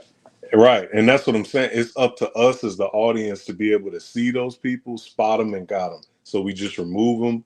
We block them on our end or whatever, things of this nature, and call them out, because that's the only way things are going to get better on that end. You have to drag out roaches and vermin and filth into the light to show the people what's going on. And the people have to be mature enough to understand what's going on and apply it.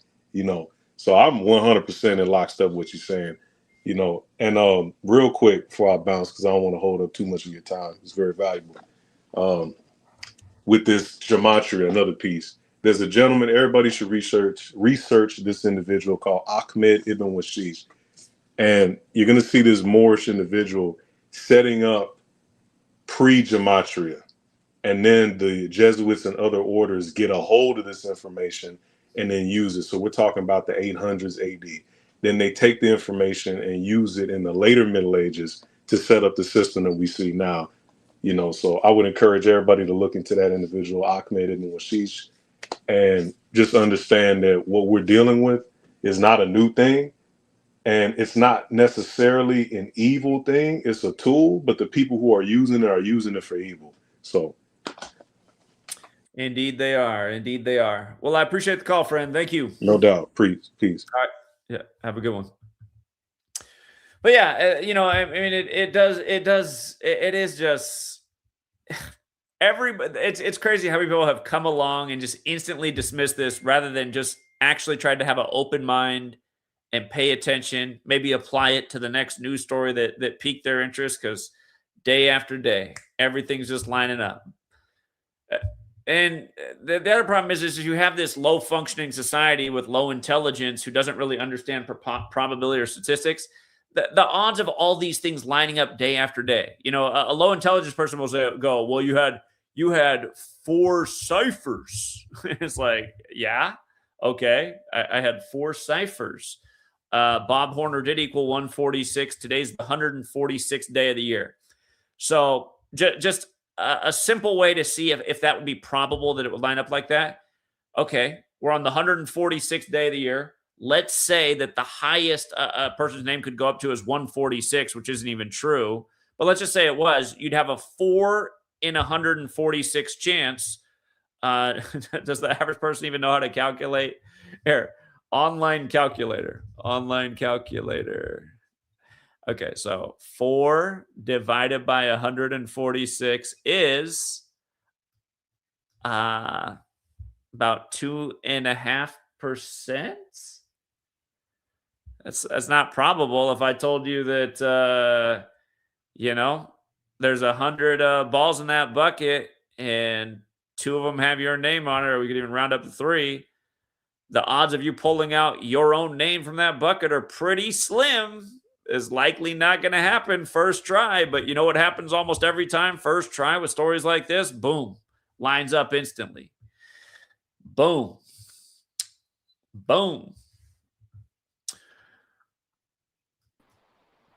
Jerry, what's up, Jerry? Hey, what's up? Yeah, how you doing? I can debate you on the whole basis of why people are dismissing it so easily. Okay, sure. So you say, can you go over that again? 4 divided by, because there's 4 ciphers and 100 what? No, you should have been able to follow. It's pretty basic. It was probably about a 3rd grade math lesson there. So go ahead. Let's hear the debate. The whole basis of the calculator and the 4 ciphers is completely wrong. That's not what gematria actually is. Again, can you tell me what gematria actually is? Yeah, it's an interpretation tool used in Jewish mysticism and Jewish religion. Are you telling me anything I don't know already? Right. So why are you calling and tell me? So here, let's just read it. Gematria is an alphanumeric system where letters are assigned numerical values, allowing words and phrases to be read as numbers. So ask if it's in English or ask if it's in Hebrew. It is in English. Not even No, it's not not. even a hard one. Books were written The about it way real before I was real even alive. gematria is not English. So books were written about it way before I was even alive. So yeah, it's been incorporated into a lot of languages. Wrong No, again. the Kabbalah and gematria is in Hebrew. Yeah, I understand that the original code was in Hebrew. That's covered in the first chapter of my first book, which was written over a decade ago. But it's obviously been incorporated into English. That's why everything lines up the way it does. You have a high probability of connecting anything you want by cherry picking. Okay, so Bob Horner's dead on the 146th day of the year, and this is just par for the course. It's kind of stuff we show day after day. So tell me what's coincidental about that to you? We just went over You that can if a just name pick could a only name. go up to 146, which it could go up to a lot higher than that. There'd only Why are be you a talking so 2.5. fast? Hold on, there'd only be Why a are 2. you talking so fast? I'm not talking fast. The reality is a name could have a lot higher value. So really, the system I just did, the math I just did, is skewed in someone like yours favor, saying there's a 2.5% chance. Really, there's about a 1% chance or less. Yet day after day, these things line up the same way. So if something has a 1% chance, but it's happening day after day, that shows you it's not chance, it's a system, and it's being done by design. And again, he was the rookie of the year 48 years ago for Atlanta. Big number in Atlanta that we use with our sports a lot. Atlanta's 48. There's another improbable coincidence. I mean, do you want to go on? You want to go on with the rituals here? He's dead at 68, which are the digits in his birthday, the 6th day of the 8th month. What else looks coincidental to you? Looks like Jerry dropped out. Can you tell that he's a disciple of the troll network? Isn't it annoying just listening to these retards? Gematria is only Hebrew. Nope, it's not. Gematria is an alphanumeric system where letters are assigned numerical values, allowing words and phrases to be read as numbers. That's what it is. Yeah, is the original purpose to dissect the Torah? Yeah. Do a lot of these numbers come right from the Torah? Yeah. As we talked about a million times. They've been encoded in English the same way. Poor guy dropped out. Can you talk slower? Can you talk slower? I'm a retard. Can you talk slower, please? I'm a bit retarded. All right, I'm gonna drop the link. Sweet girl, she's slept past the 2-hour mark. She must be exhausted. I think the vacation, all the travel time threw her off.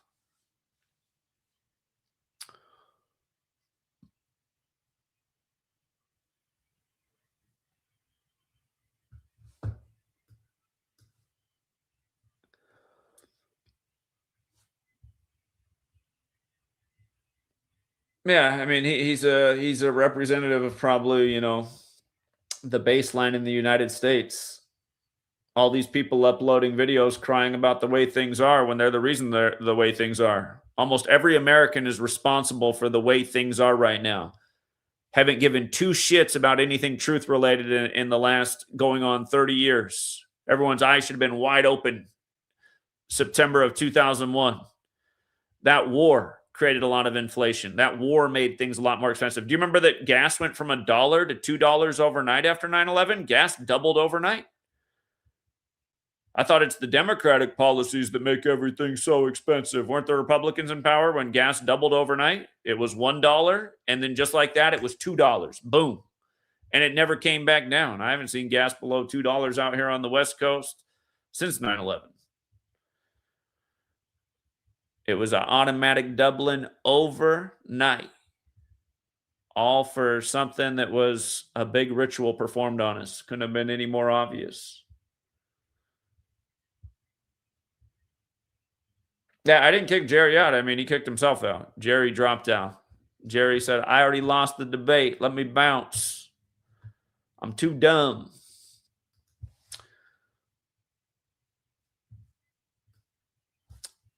Did you guys see this one the other day? The Philadelphia Eagle who was driving 135 miles per hour? Did you guys see this one? How many times have I taught about Philadelphia and 135? I always teach about Philly and 135. Eagles, Nolan Smith, arrested after allegedly driving 135 miles per hour in Georgia. If you don't know about Philly and 135, it's a biblical thing. Look up what day Philadelphia was established in history. It was a date that's numerology path was 135, which breaks down to 9. The Church of Philadelphia in the Bible gets the letter about the key of David, which equals 135. You got super sports stars out of Kobe, like Kobe Bean Bryant, 135. You got the Eagles motto, fly Eagles, fly 135, and really a million other things. You got schools like Villanova. I missed a letter there. Villanova, 135. We just always talk about all the 135 rituals with Philly sports. That Mark Passio character, again, he only took my call one time on his show, and he's a big Phillies fan. And I was educating about all the 135 rituals, even with his own baseball team and other Philadelphia sports. And he's like, don't you just think this is synchro mysticism? I was like, no, I don't. Oh, by the way, here's the other funny thing about this. You see how it says he was driving 135 in a 70 mile per hour zone? So he was driving 65 over the limit. Philadelphia also equals 65, and it was established on the day, leaving 65 days left in the year. We call Philadelphia the 65 city, and we often call it the 135 city too. But those same two numbers come up all the time with rituals with Philadelphia. So, yeah, Mark Passio, wherever you are, no, I don't think it's synchromysticism. I think it's high ritual, using this biblical code to script the sports, create the news. What's up, Matt? Hey, what's going on, Zach? As always, how you doing, man? Hey, what's up? Hey, man, I just find it funny, dude, how they are mocking us with the NBA. They have that wrestler, Danhausen, uncursing the Knicks, and ever since he uncursed the Knicks, they've been undefeated, and now they're in the finals. I mean, if people can't see how scripted this stuff is, the fact that And the you're last using... time the World Cup was Yeah. in the United States, the Knicks were in the finals too. Yeah, but the fact they're using a WWE wrestler, I mean, come on. I mean, they're like mocking us at this point. Like, it's just truly laughable, man. And did you see that earlier, too, where they apparently leaked OKC on the NBA store and the finals? I don't know if they're doing that to mess with everybody. They probably are, but Well, they also played the ad for Knicks Cavs before Game 7 of Knicks Pistons. They played Knicks Cavs finals commercial before Game 7 of Knicks Pistons. We were talking about it in our community. We were like, that's yeah, interesting. man, it's just it's laughable, man. And then it's if people can't see how fake this stuff is, they continue to defend this crap even after all of these leaks come out and the numbers and everything else. It's just it's sickening, man. It truly is. It is. And, and like I said, I mean, these people, they've just been so blind to the obvious for so long. And now that they can't afford their bills, they're finally crying and saying, what's going on? And it's like, what's going on? I mean, where have you been, Rip Van Winkle? What do you mean, what's going on? I mean, you mean you ain't enjoying the golden age, man? The making America great again? Yeah, exactly. Yeah. All the Yeah, morons. bamboozled, man. But don't worry, he's more worried about a ballroom and he's more worried about this UFC event, which I wouldn't be surprised if a ritual takes place at that UFC event. It's on his 80th birthday, so I can only imagine what kind of ritual they have planned for that. Honestly, you think they could maybe do another, you know what, Tim, on that day? On which day? On the UFC event, his 80th birthday. Oh, yeah, that's right. UFC it is. It's entirely possible. I think we're going to keep seeing the assassination scare as they add to the polarization and division in the nation. So, Well, Time Magazine just put out a weird cover with Dana White on the cover too. I don't know if you've seen that or not. So, looking like the Kingpin or whatever. So, I don't know. I think they have something planned for the UFC thing. I really do, but I guess time will tell. The fact it's on his birthday, I mean, that should tell you that something's up. it should. So, Take care, Zach, man. Keep doing your thing, brother. all right, appreciate it. I love this explanation. ABC and ESPN affiliates accidentally aired a promo for Cavs versus Knicks Eastern Conference Finals matchup before the Cavs even played their Game 7 series decider against the Pistons. The early broadcast sparked widespread NBA script leaks and rigging conspiracy theories online, though networks routinely produce promotional material for multiple outcomes in advance. Oh, that's why it happened. No, man, it's FU from every angle.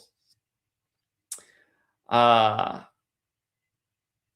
Knicks' last loss was on Timothy McVeigh's birthday. That's interesting because last year was a total tribute to Timothy McVeigh, the OKC bomber executed in Indiana. In case you guys forgot, go back to the June 11th box score. Execution 116 on the date that can be written 11/6. The Pacers won with 116 points over the Thunder last year. Again, that was the anniversary of the OKC bomber, Timothy McVeigh, being executed in Indiana. And last year's playoffs did begin on the anniversary of the bombing, April 19th. And it's interesting because the Thunder used to be in Seattle, and then Indiana went on to win the college football championship, and Seattle won the Super Bowl, and it was all nicely synced. The Seahawks won by 16. Indiana went 16-0. Indiana's the 19th state. Seattle's 19 land. Remember, Sonics won the 79 championship. And then the OKC Thunder, who used to be the Seattle Supersonics, they won the 79th season. Did you see Lenny Wilkins died at the start of this year at age 88? Lenny Wilkins, who coached that 79 Sonics team. Lenny Wilkins coached the Sonics, who are now the Thunder, the Cavs, and the Knicks. So 3 of the 4 teams he coached all made it to the conference finals. He died at the start of this year. Again, he died at 88. A big number with the Thunder. Same type of stuff year after year. People, somehow, some way, don't blink an eye.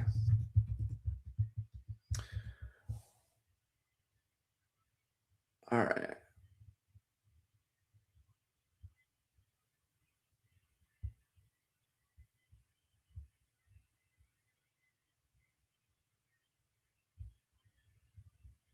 Yeah, I've seen that Paul Weissappel. I've seen this before. Here.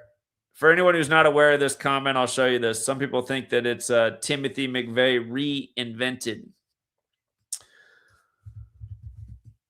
Let's see here.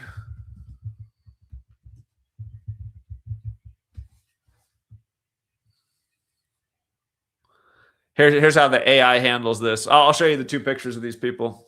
Timothy McVeigh was the domestic terrorist responsible for the 1995 Oklahoma City bombing. Paul Weissappel is a retired, highly decorated FBI counterterrorism. See, this is why it's perfect, too, because if you forgot, Joe Biden. For people don't know, Oklahoma's the 46th state in order of statehood. Joe Biden eventually became number 46 after the sacrifice of his son, number 46. But Joe Biden passed the first ever counterterrorism legislation. And counterterrorism 201.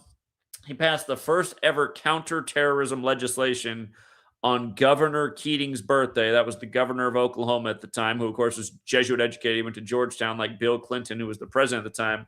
But you see how counterterrorism is 201, just like Timothy McVeigh. And again, his accomplice was Terry Lynn Nichols, another 201. And I always forget the name of the guy who was executed by the state of Oklahoma that day, who apparently was screaming out all day that the Oklahoma City building was going to blow up before it did on that very day. His name's also 201. I always forget that guy's name. And McVeigh got arrested in a Mercury Marquis on a Wednesday, the day of the week named after Mercury, the trickster, and Mercury's atomic weight rounds to 201. But yeah, the counterterrorism thing with Biden seemed to be all part of his federal script. So anyway, I'm coming back to this because this guy who looks just like Timothy McVeigh works in counterterrorism for the FBI. So hold up. Let me pull it up here. Paul Weissappel. Okay, he's this taller gentleman here. Here, this is also here. Let's see if I can find a better image of him. Here's somebody trying to draw the comparison. Trying to see if I can get a bigger picture of this.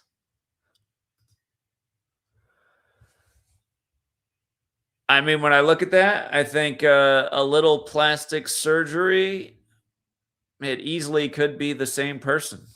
There's a lot there that looks very similar. So it would be the ultimate mockery. Again, Timothy McVeigh was CIA. Don't forget the CIA's big 201 connection. Timothy McVeigh put to death at 33, 3 months before 9/11, the day 3 buildings come down. And, you know, Oklahoma City is kind of what, you know, we never see anything like Oklahoma City. It happened 6 years before 9/11. All right. Sweet girl really sleeping big today. It's a new record, I think, for nap time over here. All right. I'm dropping the link. If you guys want to get in, now is the time. I'm going to go check on Sweet Girl real quick. Yeah, I'm going to go peek at her real quick. All right, if you guys do want to join, I know the end of the stream's got to be near. She can't sleep that much longer, but I'll be right back in about a minute. The link is in the chat. If you never joined the stream before, it's simple. You just click on the link, allow access to your microphone. If you want to be on the screen, you allow access to your camera, but if not, just allow access to the mic, and I will be right back.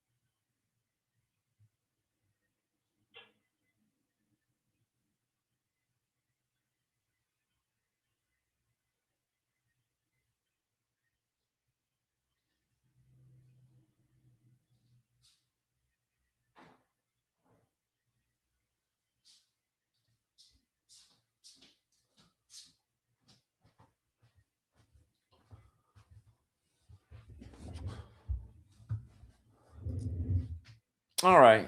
I guess nobody else wants to join. I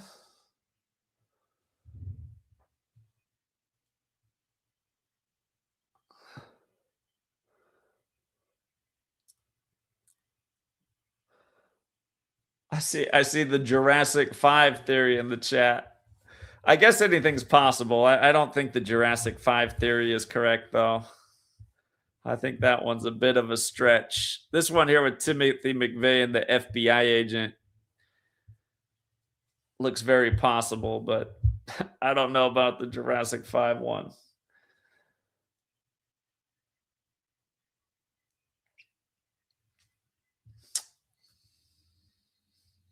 Yeah, if you guys missed it, the other year we were out in front of the Oklahoma City Memorial for April 19th. They brought out a big police presence for us, and they moved the ceremony to indoors for the first time in all of its history. And they told us that if we tried to enter, even though it was supposed to be open to the public, we'd be arrested. And yeah, that was quite a trip. I got my car keyed on that trip, and I really do think a Fed keyed my car. I mean, the guy who came and smacked something right in my chest with this big threatening letter in a manila envelope, he came right from the federal building, which is now kitty corner to the memorial. And then when I got back to my hotel, I didn't notice he keyed the car at first, but the same manila envelope was under the windshield wiper. And once upon a time, I was like, how do they know? I guess, I mean, it's so easy for the government to track people, but there were a lot of people who came out on that trip who seemed to be some kind of, I don't know what they are, federal agent, instigator, informants, for lack of a better term. Appreciate it. Appreciate the $2 super chat. Drago Slums. Appreciate it, man. Yeah. I was hoping we'd have some more conversation and involvement, but I guess this topic just isn't interesting enough today.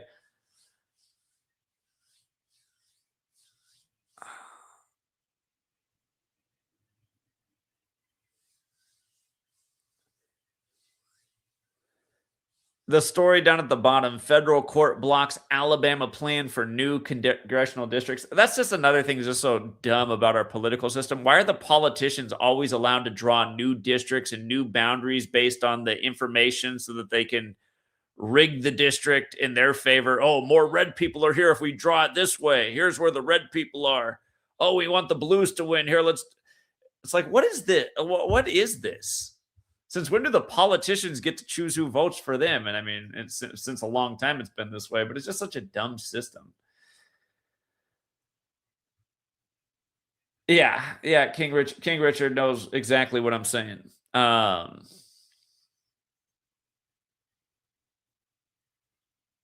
because Big Angel and yeah, right. Supposedly they didn't know each other, but then they came through me and they were just like all like they'd known each other for a long time. I had my eyebrow up about that whole thing. Yeah. So of course they both tried to instigate all kinds of problems after the New York trip.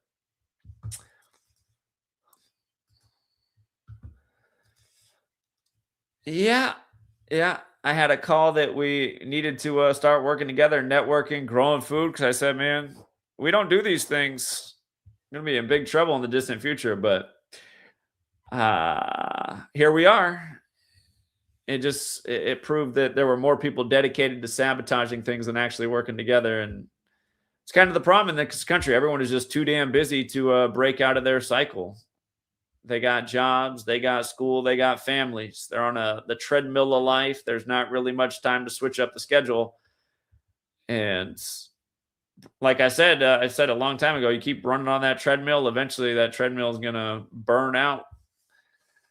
This system, man, it squeezes people harder and harder as time goes along. And I mean, you just look at the data from the 1980s up through now. The middle class is way smaller. It's pretty much next to obsolete. Nobody really took the warnings. Now you got millions of people uploading to TikTok and everything else, complaining about how bad things are and not understanding why. Well, when you dedicate your whole life to entertainment and fun, which everybody needs a little of, but you don't take in any real knowledge and you don't pay attention to what's going on in the world and what's coming down the pike, eventually you might get caught off guard.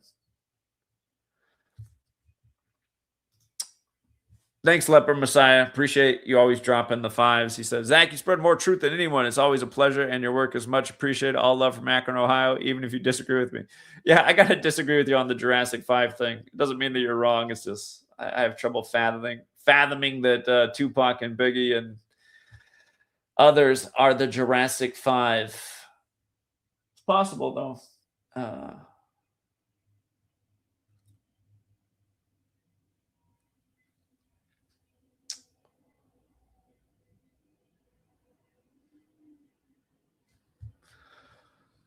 All right. Well, I don't have anything else really to add right now. And since we don't have any callers, I'll just make sure there's not any other breaking news.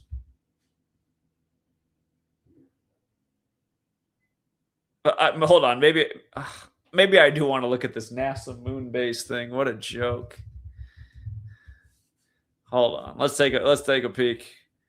Where's a news source where you don't have to have a subscription to read the article?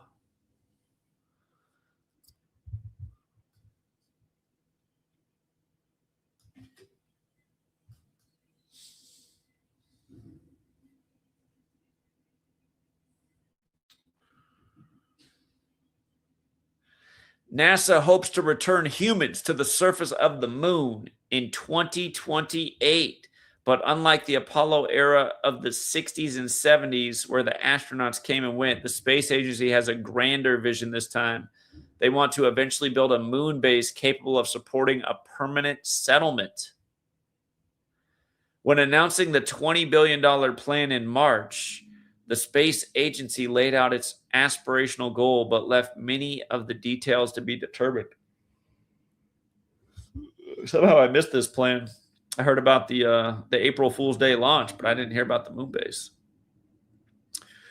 On Tuesday, remember Tuesday is named after Mars. So what are they going to say? This is some strategy to get us closer to Mars for the Mars launch.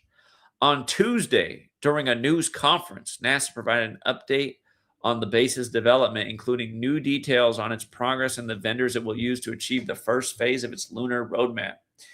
America is returning to the moon, said NASA Administrator Jared Isaacman. For all we hope to accomplish in this endeavor, what we are embarking upon is extremely challenging, and we know so little from what is combined.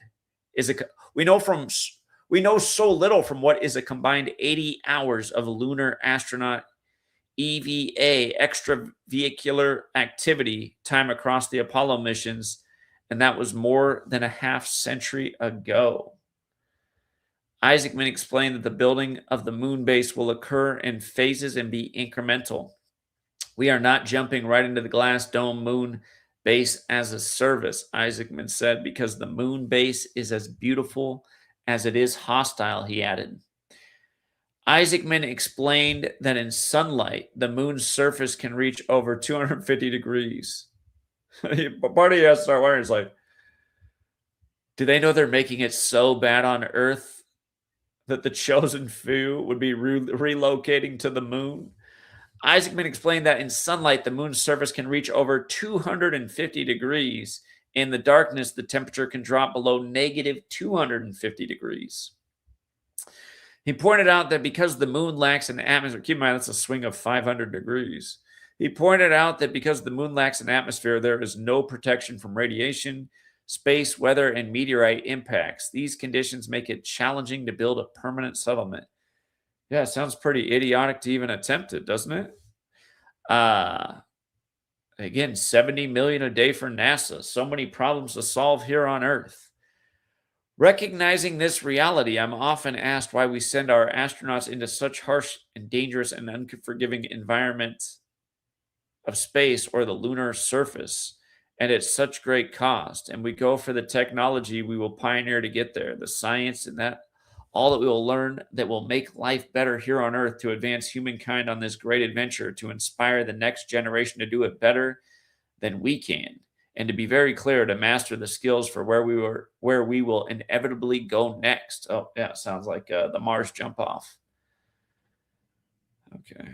April 6th was the day they renamed the crater. Remember, it was also the day of the hantavirus outbreak. And they renamed the crater after the woman who died 2 days after the moonshot was declared, Operation Warp Speed.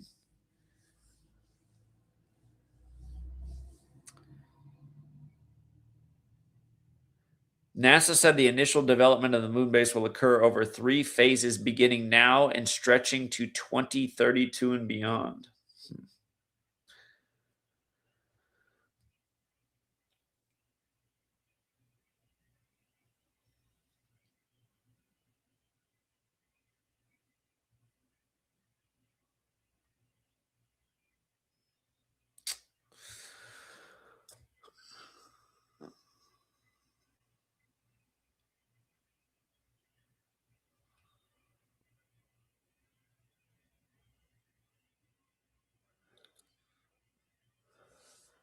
I don't know. To me, this is just annoying. It's just annoying. It's like, how is this? How is this what our government is planning to do right now with everything going on here?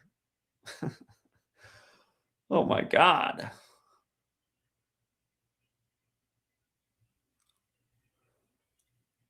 This is why taxation, all this stuff is such a scam. So we have to pay for a lunar base. Can we have a vote on where our tax dollars go to? Sure, you get a vote for the next candidate. You know, the ones that always say they're going to do this, this, and that, and then do nothing they tell you to, and they all come in and do something different. And it seems to always fit the same agenda, no matter if they're on the right or the left. Oh my God.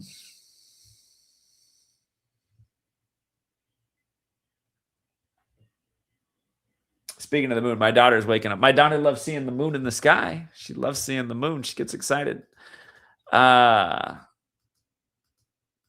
She's waking up, but she's not quite up.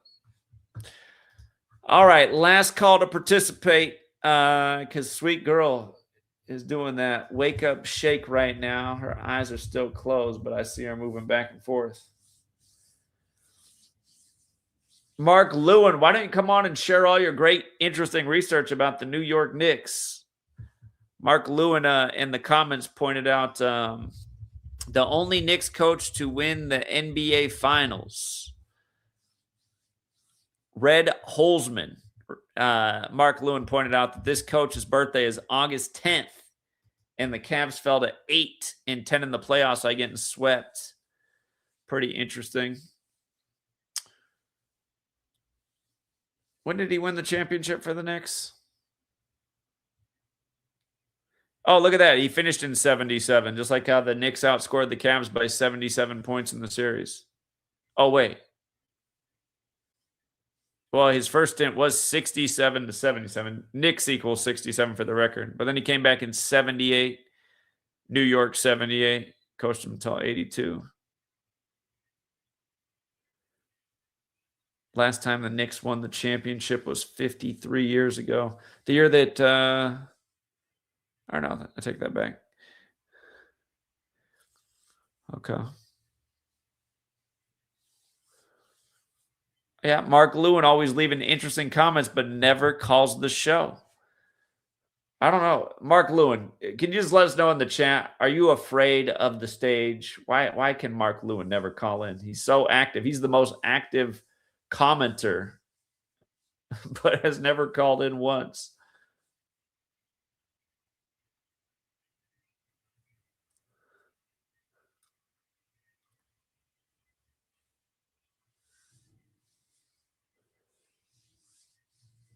Yeah.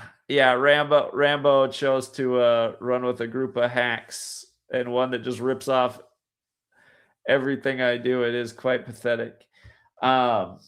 Rambo, again, he had all the trolls in his ear. The trolls persuaded him to make some bad decisions.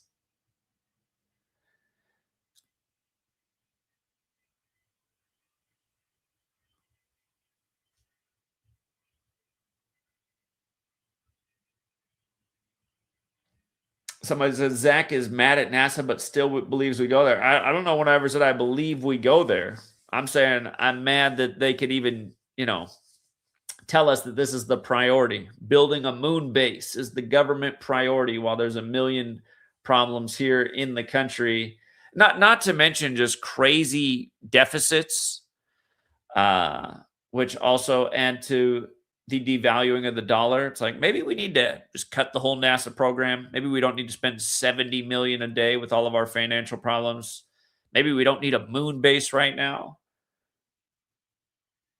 They say leadership starts at the top. You see all these people, like I said, people complaining about how much their grocery bill is. And sure, things are incredibly expensive, but then you look at their grocery cart as they upload their TikTok video and it's full of ice cream and chips and soda and alcohol. It's like, look, all those are luxury items. And most of those things don't need to be in your body at all. They're pretty much all poisonous. Maybe change your behavior right now since things are incredibly expensive. Maybe cut back. How can I afford to live? Look at this. This costed me $500. And you look at it, you're like, well, $250 of that at least is junk food and alcohol. Could have saved $250 right there. Yeah, granted, a few years ago, what's costing you $250 probably would have cost you $100. But now's a good time to cut out the fat.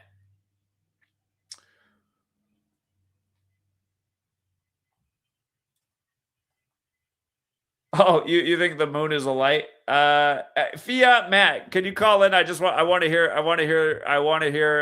why you think the moon is a light when you can look at it through a telescope, and it seems quite obvious that it's a massive rock. You can look at it clear as day through a telescope, buddy. This is the kind of stuff that gets annoying. The snarky flat earthers who always write in falsehoods. Why would you say the moon is a light when you can get a telescope and look and see that it's a rock.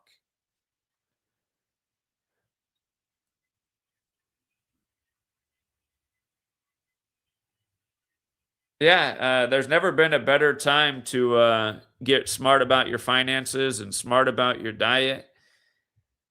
Cut back on things you really don't need to be spending money on. Yeah, the moon reflects light. Yeah, that is true. The moon is a Cheeto. All right, for the guy who said the moon is a light, please call in and tell us why you're spreading this kind of information into the world. I just got to know, have you ever looked at the moon through a telescope? Because it's a pretty feasible thing to do.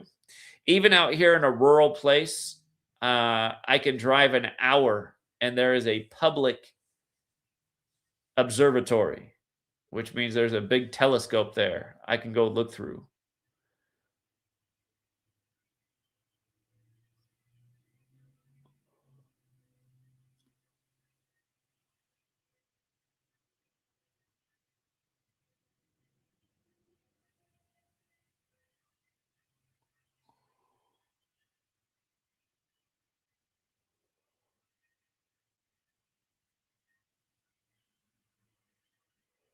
Yeah, the moon isn't translucent.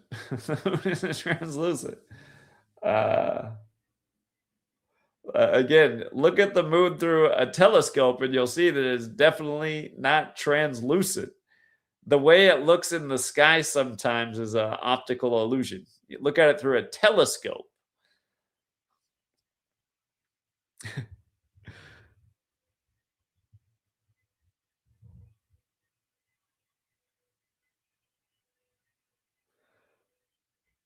Yeah, the thing about the flat Earth community, man, is there's just a lot of people in there that really, really are dimwits. Just the things they say are just embarrassing.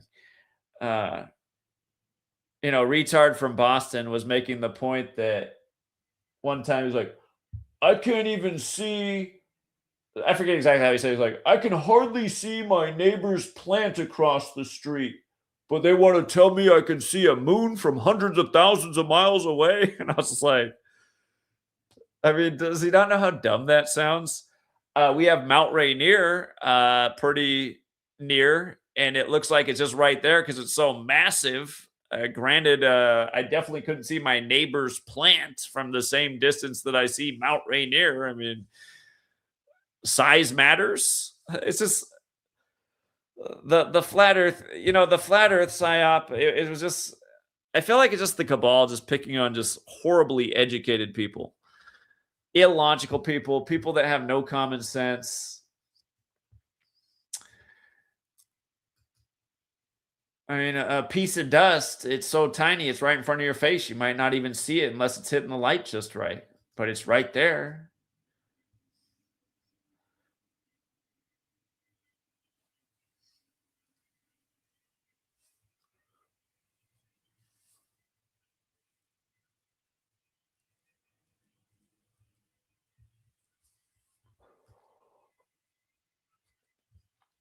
Yeah.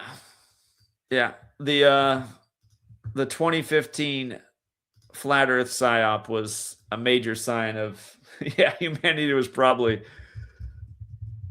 doomed. Sometimes I look back, I was like, man, maybe I should have just thrown in that towel when the flat Earth psyop took off. I showed you that humanity just wasn't up to it. I think this comment right here.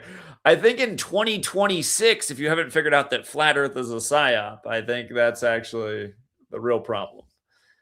A spinning ball. You mean a spherically shaped Earth that does one full rotation per day, a very slow rotation. Again, flat mat, spin a ball on your finger at the rate of one spin per day.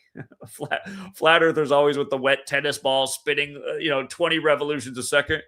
This is what should be happening to the oceans. Like, they don't see what's wrong with that experiment, huh? Is the Earth making 20 full rotations per second?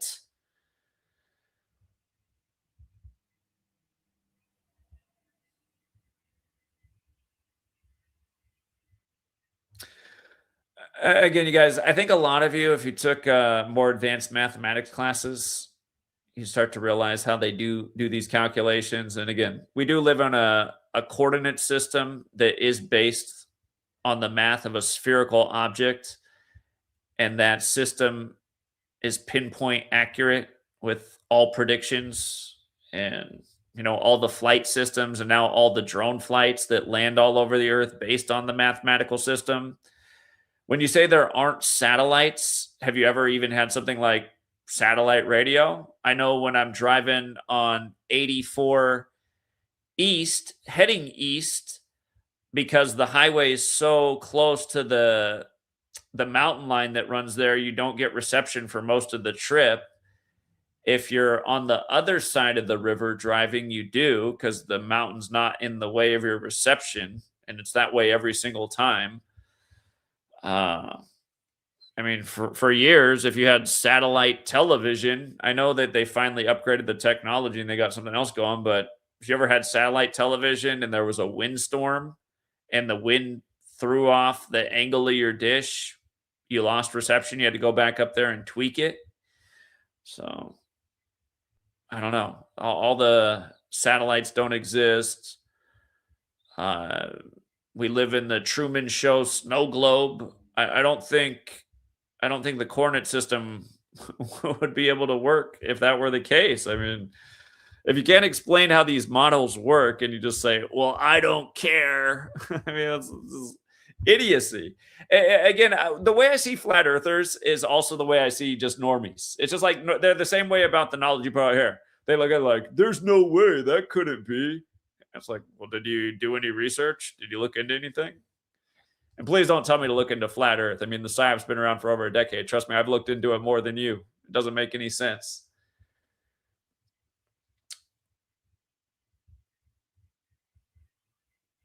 Okay. All right. Well, it doesn't look like we have anybody else that wants to participate, and I don't really want to talk to flat earthers. It's just it's a waste of breath. It's a waste of breath talking to flat earthers.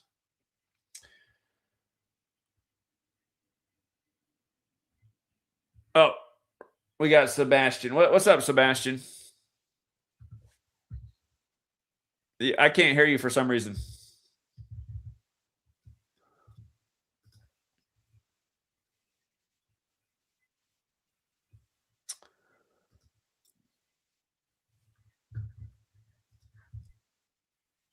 I still don't hear you. Are you playing music? What is that? Are you playing sound effects?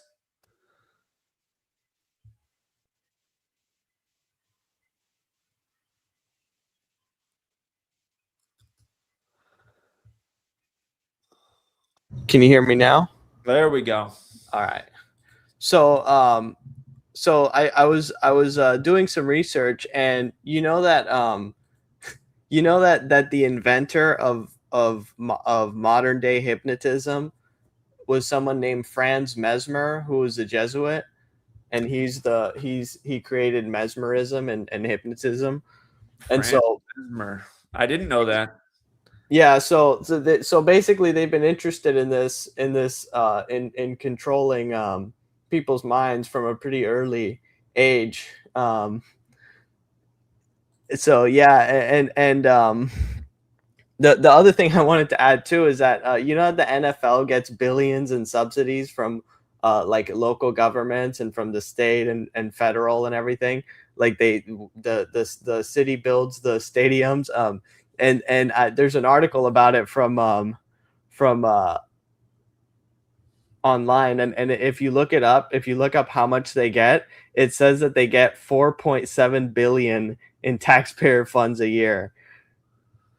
Interesting. 4.7, just like the 47th season was the first Super Bowl season. Okay. Yeah. Well, I think you kind of had to say it, like you said that too fast, and it's just, I think that you have to say it slower because it was too many numbers, and it's just, it's like my small brain, it's can't really process more than two numbers. I have trouble reading. Franz Mesmer, Jesuit educated, responsible for the term mesmerize. Amazing.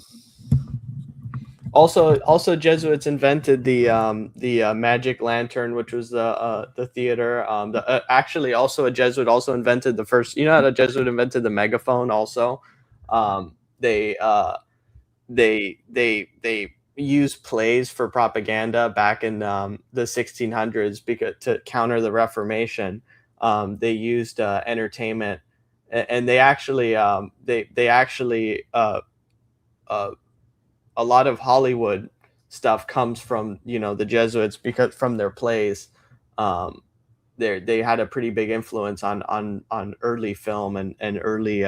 They also the in the 1950s when films were censored by the government. We totally live in a free country, right? So back then when TV was censored, the organization that censored it was like a Catholic organization. So it's like you have the Catholics censoring what's on TV. Also Reagan in the 80s, he made that law to like combat atheism. So that way, like basically atheists couldn't run TV ads and stuff like that. So they did that to limit free speech. So that way people couldn't put certain messages and stuff in on TV networks, so they could control what goes on TV. And I mean, it's just like China that they say, oh, they always demonize China, but it's like China's just like China is exactly the same as here. Like like nobody can show differences between here and China.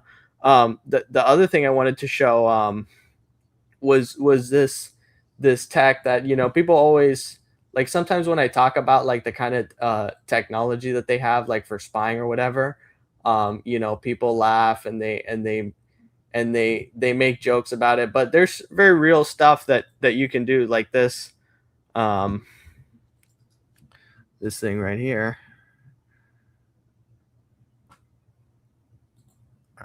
Like these, you flash them with open source firm. Hey, is it true that you can see through walls with Wi-Fi signals? Yeah, and you can set it up yourself at home. All you need are two ESP32 boards, like these. You flash them with open source firmware. Then you run all the processing software on a computer, just like this one. Watch this. I'll put one board here, put another one right here. I'll stand right here like this, and look at the screen. Whoa! So these are the Wi-Fi waves picking up your body. So even if you put something in front of the board like that, yeah, it still works, see? The Wi-Fi waves are going through it. So how does that work? Let me tell you, Wi-Fi sends data across dozens of parallel frequencies called subcarriers. Each one has something called channel state information, phase, and amplitude. Basically how strong a signal is and when it arrives. So your body is 60% water. Water absorbs and reflects Wi-Fi signals at 2.4 and 5 gigahertz. So when you're moving through a room, you're actually distorting those subcarriers. The receiver picks up all of those disturbances in every single subcarrier, thousands of times per second. But then how do you turn what's just signal noise into seeing a person? That's where the model comes in. You train a neural network on millions of CSI patterns mapped to body positions. Because radio waves pass through drywall, wood, and even concrete up to 30 centimeters, it can see you through walls. So does that mean that somebody could be spying on me in my home? Technically. If someone has access to your Wi-Fi router, then yes, they can. Oh no. Hey, is it true that you can...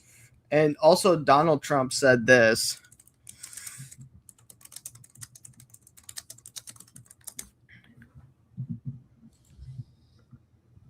So we're into 6G now. I just finished 5G. I was a leader on 5G getting that done, and now they're up to 6. Let's do it again. What does that do? Give you a little bit deeper view into somebody's skin? See, I like the cameras the old days. So they just had a nice feature. Now they cover every little. Let's see, Michael, you're in good shape. But I tell you, it's the 6 is coming, huh? So yeah, so for the people, making fun and oh he's insane and oh they can't, they have shit that beyond you can imagine. The stuff that we're designing is beyond what like normies can't even read. Like this is the stuff that you can do with technology now. Yeah, pretty interesting. What did he say at the end? What did Trump say is coming? He said that 6G is coming, and that he said that he said the 6. Yeah, he's referring to 6G. Okay. yeah, he said that he misses the cameras of the old days, and that now 6G lets you see a few inches deeper into the skin. So they can see like your probably like your veins and pulse and stuff like that. Sure. Yeah, they have tracking like that. But yeah, I mean, and also you were talking earlier about like the economic thing now. Nowadays I don't know how people are complaining about like making money. It's like there's a computer shortage right now, and computer parts have gone up like literally like 10 times, 20 times the price. And like for the past 3 years, I had just been spending all of my money on RAM and like computer parts and gaming computers and stuff. So now all these parts are worth 10x what I bought them for. So I'm making like a ton of money on the shortage. And then I'm making like nanotechnology that I'm selling like to scientists and stuff, and they're buying that. So it's like there's so much stuff that like you can do now to make money online that it's like and that stuff pays like infinitely more than a job. Like every job that I've seen on Indeed pays like $12 an hour, $14 an hour. Why am I going to waste my time working 8 hours for some idiot when I can sell a gaming computer for $800 that takes me like 30 minutes to do? So it's like, and then now I have AI agents doing stuff, and it's like, now I'm gonna start like a quantum computing company. So because I can simulate, I just got a 3080 12 gig, and I can simulate like I think 16 quantum qubits on each GPU, which I have like 10 high-end GPUs. I have like 5070s and stuff that I got for super cheap. And so I can like train AI on the outputs of those of certain quantum calculations, and it'll actually improve the mathematical performance of the model. So I can create a model that's better at math than like a lot of these companies, because they haven't figured out to do that yet. There's some studies on quantum output improving certain models, but the big models haven't done that yet. But yeah, it's like you can also like train AI models and sell them to companies that are meant for specific stuff, because now you can fine tune models on stuff, which is I'm going to do all this stuff. I'm still working on Tesseract, which I'm pretty excited for. That's like once I finish that, then I can basically do everything else, because that just allows me to like parallelize. I turn all these computers basically into AI agents, because now there's local AI models like Qwen 3.6 that you can install to like a crappy gaming computer that's like $100 from 2014, and it'll run at like 17 tokens a second, which a token's basically a word. So that's about like double your talking speed. So that's how fast the AI can code stuff. And these AIs are so intelligent that's like they can agentically like remember the stuff that you were doing that your wife had them do with Claude at your work. Since that time, AI models have advanced so much that the model that could do that can now run on my laptop or a crappy gaming computer from 2014. Like you no longer need a data center GPU to be able to do that.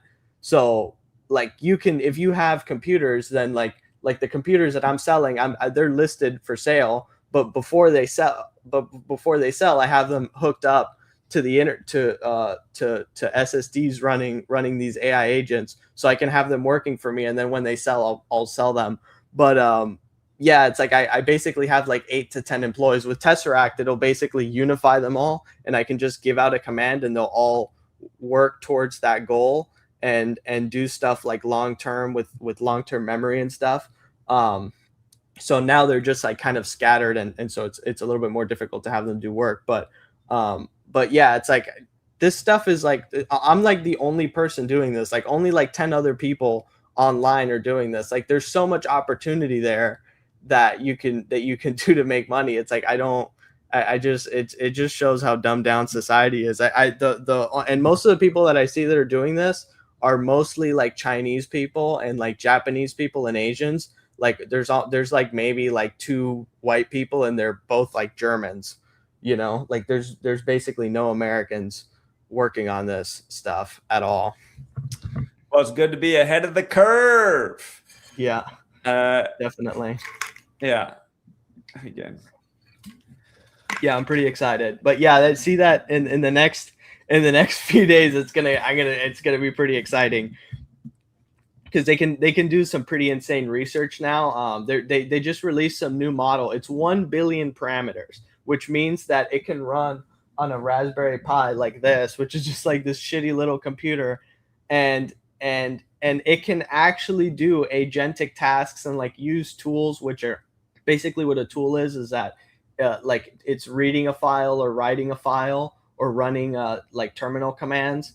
So like ChatGPT in your browser, like it can't do anything, it just talks. But a harness, which is like the thing that I'm building, it allows you to actually take action on the computer or like control programs, stuff like that. I'm adding a feature called Absorb, where any program that you have on the computer, it turns it into something that the AI agent can use. So like you can have it, like let's say you can have you make a thumbnail in Photoshop. So like you take a picture of yourself and then you tell the AI agent, hey, here's a picture of me, create a YouTube thumbnail in Photoshop, get rid of the background and like put text, and I want it to be this way. And then a smart AI agent will direct like 4 agents to be able to complete the task. And then once it's done, it can upload it like to the YouTube, and like it can unify the compute of like all those computers and have it like scrape the internet. So like if you want it to research something, then it can go into a page and then look at all the links that it links to and then search all that stuff and like just keep doing that. So it can search like thousands of web pages and then compress all that data down to like search it like exactly what you want. So now it's like you could, now that the models are so small, you could basically have like just like a shitty gaming computer do that, and it'll be able to do it fast with a 1 billion parameter model now. Like you can even run on your phone. Like it's getting pretty nuts, like the stuff you can do. And like I'm gonna add also support for like VR and stuff. I've noticed something I've noticed with VR is that they want like the way that the thing that they've done with phones and VR is that they've made it really locked down, because they want those devices, they want full control of those devices, because those devices are pretty powerful, and if you control it, you can control like the person that's using it. But if you don't control it, then it's actually like a super powerful device for like just interfacing with the computer, because you can have, if you have on a VR headset, like you can have as many monitors as you want. And if you're if you're interfacing with my software, then you can also interface with like multiple agents at once and see like the outputs of them and be able to like see like information in 3D space. So like it can show you, it can create a presentation for you and like show you information in a way that normally you wouldn't be able to do.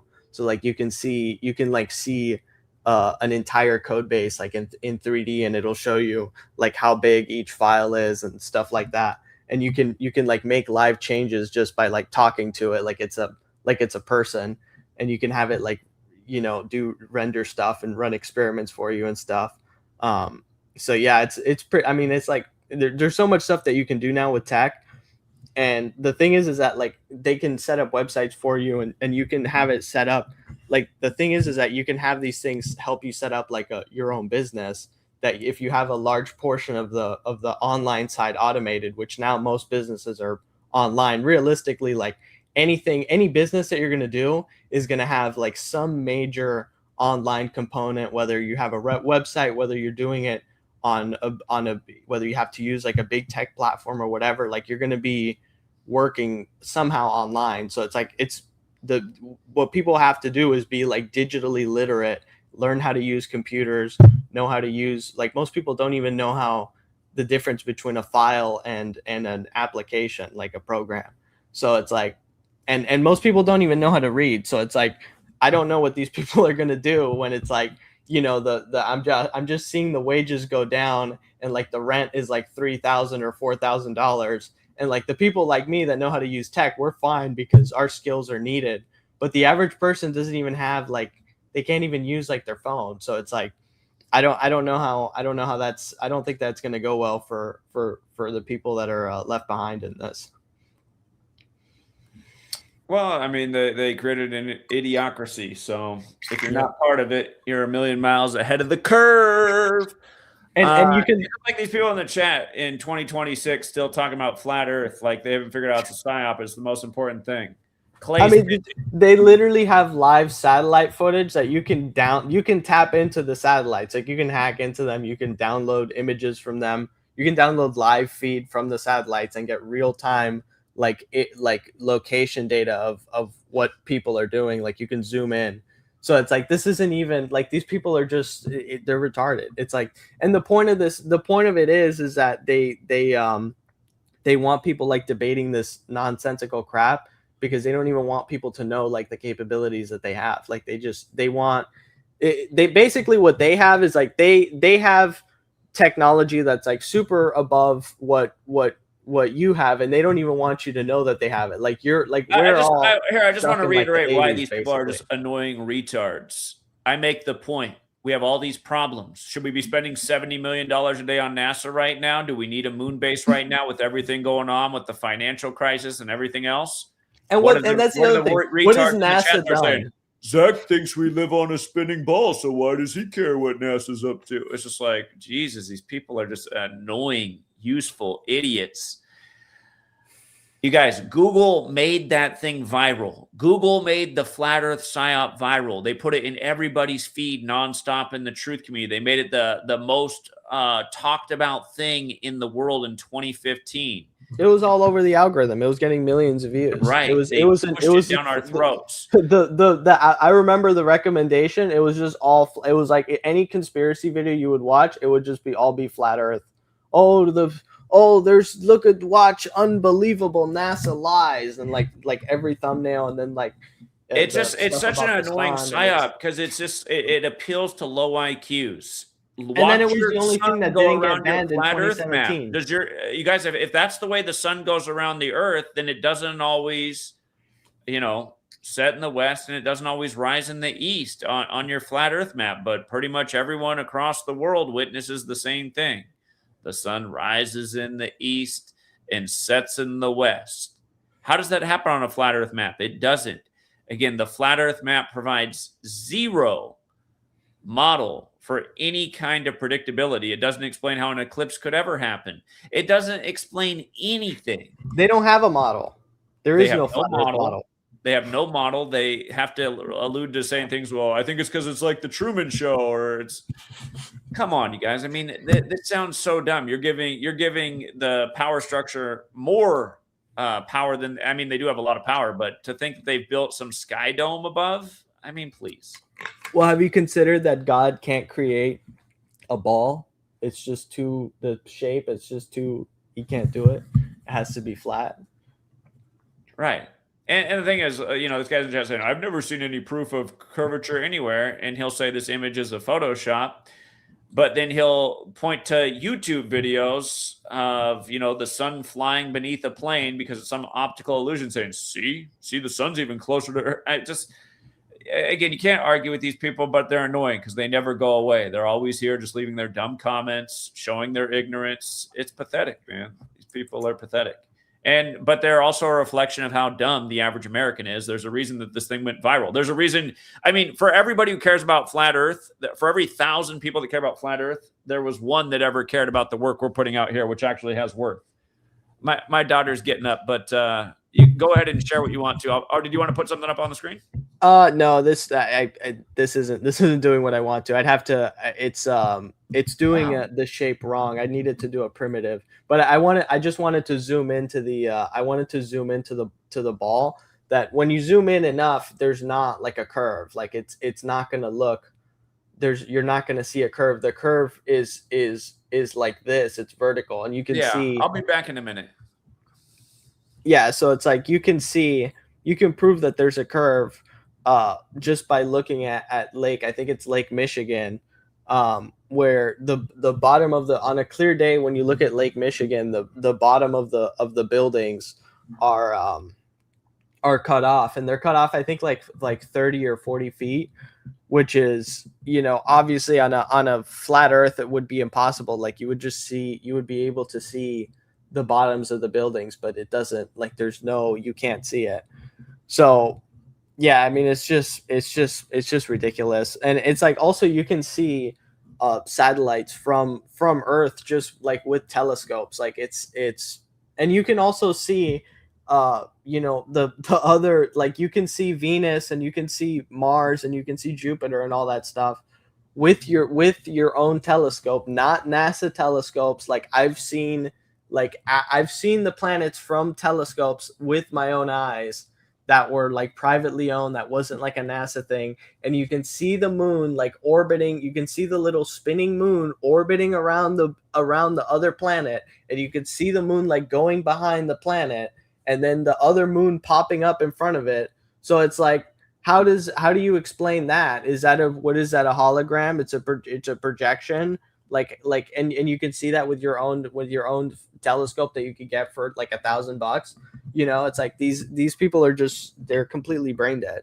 And it's like, I'll also explain, why is it that Flat Earth and Nick Fuentes were the only things that were like not banned after 2017? Like you could totally, like if you were Nick Fuentes, or if you were like some kind of like alt-right person, or if you were into Flat Earth, you got to keep your channel, and they didn't ban any of that stuff until like, well, they still haven't banned Flat Earth stuff. Flat Earth stuff has been totally cool, but they didn't ban like any alt-right stuff until like 2020, and then now you could say all that stuff on Twitter anyway. So yeah, it's like, why is that the only things that you're allowed to say? Clay Pigeon is unsubscribing. Clay Pigeon, I could give a shit, to be perfectly honest, because I don't like reading. Having you in my chat just ruins my day. Water can't curve, except it always curves. Like, what are these people talking about? Water can take on any shape. Have you ever seen a flat raindrop? They're spherical. A raindrop is spherical. Have you ever seen condensation? It's spherical. A sphere is a natural object. What's pretty unnatural is flat. You don't really see anything in nature that is flat. Yeah, very rarely. Yeah, only stacks of things. A leaf might be close, but even a leaf has a little curvature to it. Yeah. So yeah, it's just the idiocy of flat earthers are just. You wish these people would just go away forever. I don't get how anybody's still into that today. Yeah, he said when a ship goes over the horizon, he can pull it up with his P90 camera. Can you follow it across the whole Atlantic? Does your P90 keep the ship? How come when I go up in a drone, when I go up in my drone, like it's just so annoying. These people why do they all have the same talking points like they're robots? It's a cult. I should be able to see the Mount Rainier with my drone. How come I can't see that on the flat Earth? If you're at the Oregon coast and you're on a cliff above the coast, you watch the sunset minutes after the person down below you on the beach sets. That's because of the angle. If your flat Earth thing was true about the sun goes away because the light goes away because it's too far, which is also just so dumb, because if you've ever watched the sunset, it's not like it was fading out. It's like the light was there and then it went beyond the horizon, and now you can't see the light anymore. But you actually if it was going too far away, it wouldn't work, as you could witness at the Oregon coast. Somebody's standing up on the cliff above the beach and someone's down on the beach. Technically, the person on the cliff's further away because the cliff's set back a little ways, but they're the one that witnesses the sunset second. There's just so many ways to disprove all the dumb flat Earth arguments. But then you stop all you guys like, I still don't know. Understand this. When you take the stance of, I don't know what to believe, it also shows you're kind of dumb. You just have to give it to them. That's something they're not wrong about. They have a model that predicts everything. They know exactly when an eclipse is going to happen on a Soros cycle. You could do it yourself. You could vibe code a thing to do it. Second.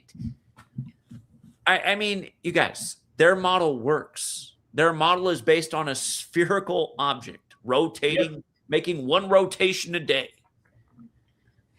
Yeah, and the thing is that like you can that reminded me of something. You can watch the sunset twice if you lay down and if you lay down and watch the sunset and then Yeah, and then you stand up, then you can see it again. So it's like that's only possible in a curve where the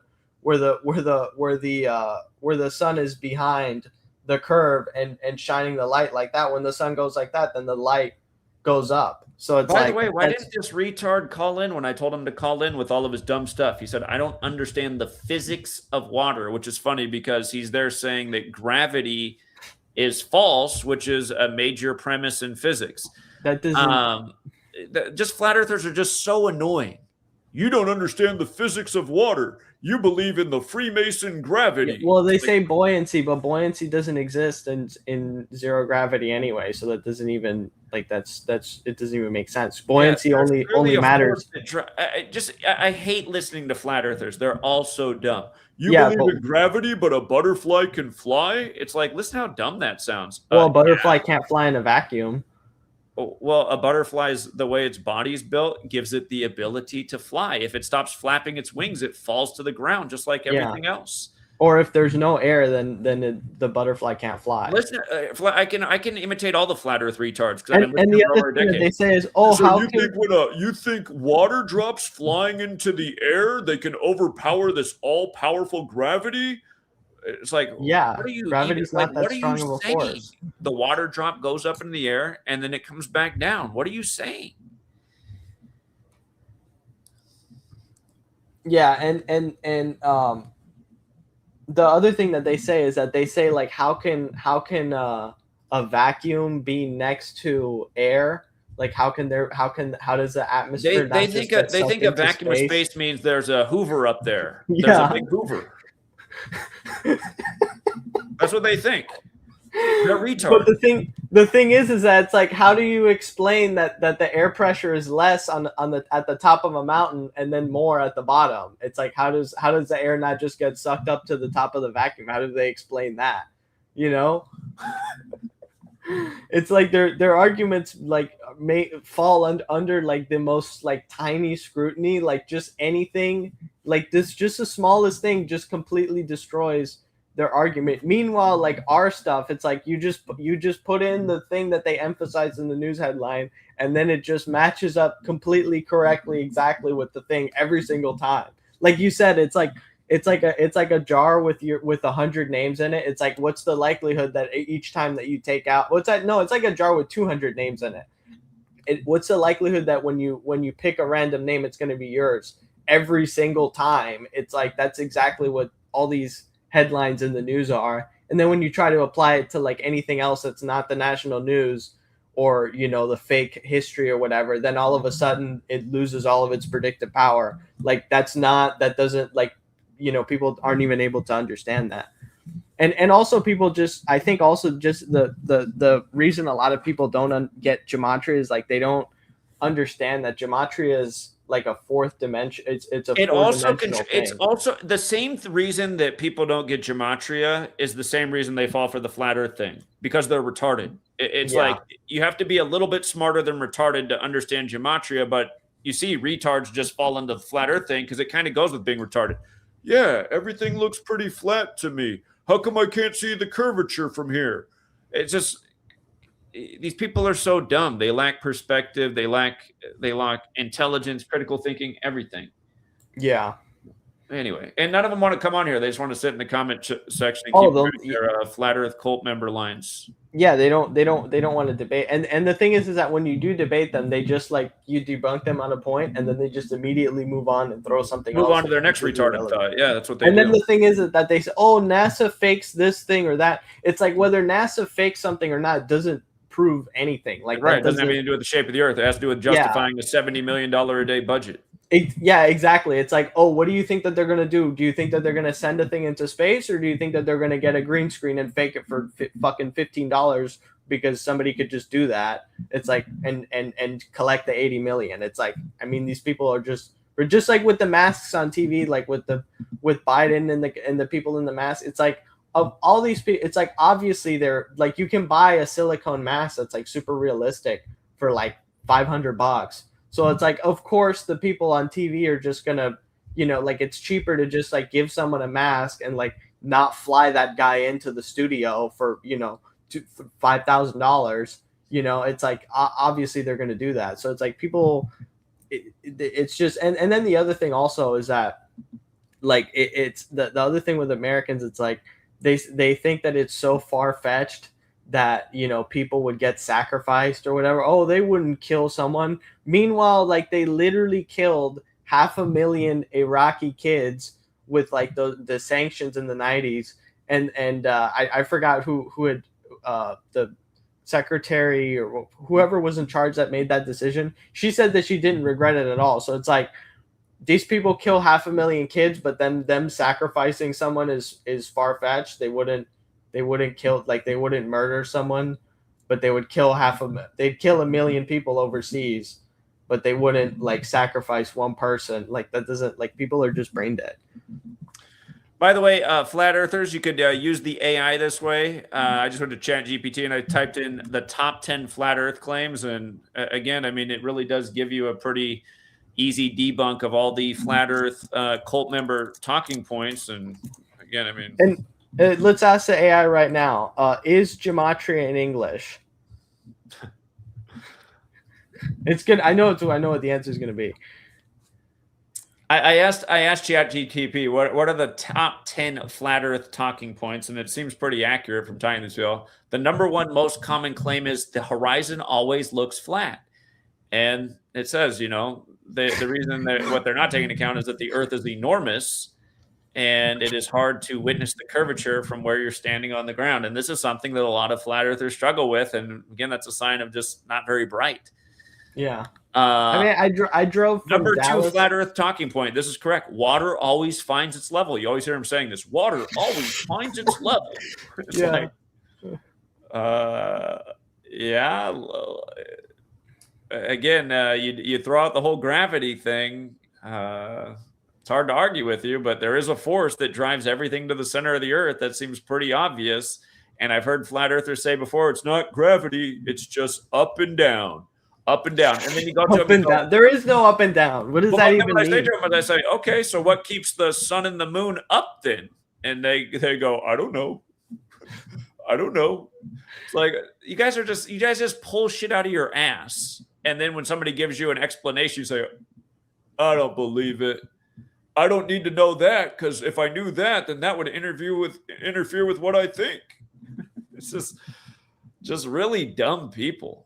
Really dumb people. You're talking too fast. You got to slow it down. You're You know what's talking funny? too That fast. caller earlier who said you were talking too fast. I was watching you at 2x speed while Here, I just want to make it that. for all you flat earthers. If you cannot explain the phenomenon that is explained by the curvature model, then maybe you should just stop talking about your belief altogether and just keep it to yourself. Because if you don't have a better model and you can't explain things the way the curvature model does, then just stop. It's embarrassing. Yeah. It's embarrassing for you. If you weren't so dumb, you'd realize how embarrassing for you it is. It's true. There's no benefit and there's no point to, like, there's no objective to the flat earth model. Like, you don't, like, nothing about the flat earth model will benefit or teach you or help you in your life in any way. So it's like, how do you, and like how, and I want to see a defense for that in the comments. Like, how does the flat earth actually, well, have you ever seen Flat Earth Dave, the 60-year-old who still wears his baseball hat backwards? Yeah, I've seen it. Yeah, he's a total retard, and he always says, the key to waking up is wearing your hat back. No, that's not what he says. The key to waking up is realizing the earth is flat. Do you see this guy talking about any important issues of the day ever? No. Other than flat earth? No. Nope. Has this guy made over $1 million off his flat earth app? Yeah.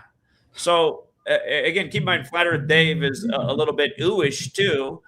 I've seen Flat Earth Dave refer to me as like, oh yeah, that guy that does the number thing. I've seen him say that before in a video. I think he was talking to Jeranism. So, dismissing my work, which actually exposes things, is like infinitely more important than his. Yeah, does he sound very weak? No, not at all. Most flat earthers are essentially useful idiots. Yeah, their real purpose is to make people like me look dumb, because a lot of people just start associating this all together. Oh, I bet you're a flat earther too. No, I don't. I called it out in 2015. I said, just wait. In the future, they'll be equating flat earthers with people who question 9/11. I still remember when YouTube, what was it, 2017, where they went through and started banning everybody. They said YouTube is targeting people who question mass shootings, people who question 9/11, and flat earthers, like they were all one and the same. And anti-Semitism. Yeah. So. Yeah, but again, the flat earthers are a huge component of the truth community, as sad as it is to say, and they are a really butthurt group. If you don't agree with them on the flat Earth, they don't want to associate, and that's also why it was. And it's typically associated with religion too. Flat Earth is not part of the truth community. It's just an ignorant cult that doesn't take reality into account and ignores all of the stuff that can be observed from right here on the ground that proves the Earth isn't flat. The sunrise and the sunset proves the Earth isn't flat. I don't really know what you need even beyond that. And I get tired of listening to you guys say that the sun's a lamp and it's just going out a distance, which is just obviously not true. I mean, I was arguing with the guy about that in 2015. I forget what his name is, but he became a troll of the work. I just said, it doesn't even make sense. I just told him the same thing. I said, go to the Oregon coast and have your friend be down on the beach, and you stand up on the cliff and ask them when they can't see the sun, and you'll realize you still did see the sun because you're standing 100 feet above where they are. It's simple. Simple. I mean, these are simple things. They're just so simple. Just like gematria is simple, but these retards just can't understand simple. Well, that's what I was saying earlier, that gematria is fourth dimensional, and it's like people, and the way that is that the 4D is just, so there's 3D, but then 4D is time. So the way that gematria is 4D is that, like, for instance, your name, it only has one value King forever. Richard in the chat. King Richard, I see what you keep spamming over and over. Can I look into a death from 2021 when you got the decode on the screen already? Do we need to look into? I mean, you already decoded it. You already decoded it, King Richard. I don't know why you want me to look into it. A rapper death from 2021 isn't going to help get us back on track with where we need people to be paying attention to this work. I don't know why that's so important to you right now. Anyway, go ahead. Yeah, the value of, like, for instance, your name, it always has the same value regardless of what time you're looking at it, whether it's in the future, whether it's in the past, whether, you know, for the date numerology, a date will always have that numerology forever, always. Like, that value doesn't change whether you're looking at it on that day or 100 years in the future or in the past or 2,000 years. Or here. See, this is what we're dealing with. Read this comment on the screen. Zach, you have never tracked the sun. Obviously, if we lived on a globe, it would arc over us. It doesn't. It comes and then it goes. What does that even mean? Just these flat Earth retards. I mean, we're talking about. It does arc over us. What does that even mean? First of all, depending on where you are on the sphere, is going to determine the trajectory of how the sun is from where you are. Which he probably doesn't even understand. And also, what the hell did you just write? What does the sun just like? Does it just comes and then it goes? Does it have like a leg glitch, and all of a sudden it appears in a different part of the sky, and you're like, "Whoa, how did that happen? I didn't even see it move from point A to point B." But what does that even mean? It comes and what, it just blows. This is what it's like talking to these retards. What the fuck are you even talking about? What does that mean? It comes and then it goes. Yeah. It would arc. It does arc. It literally does that every day. It arcs directly over me like that because I'm at the equator. Depending on where you are on the Earth, the closer to the equator, the more it's going to arc right over your head. I mean, I'm at the equator. I'm literally like at the equator. It arcs exactly right directly over me. Well, you're closer than I am. I don't think you're right at the equator.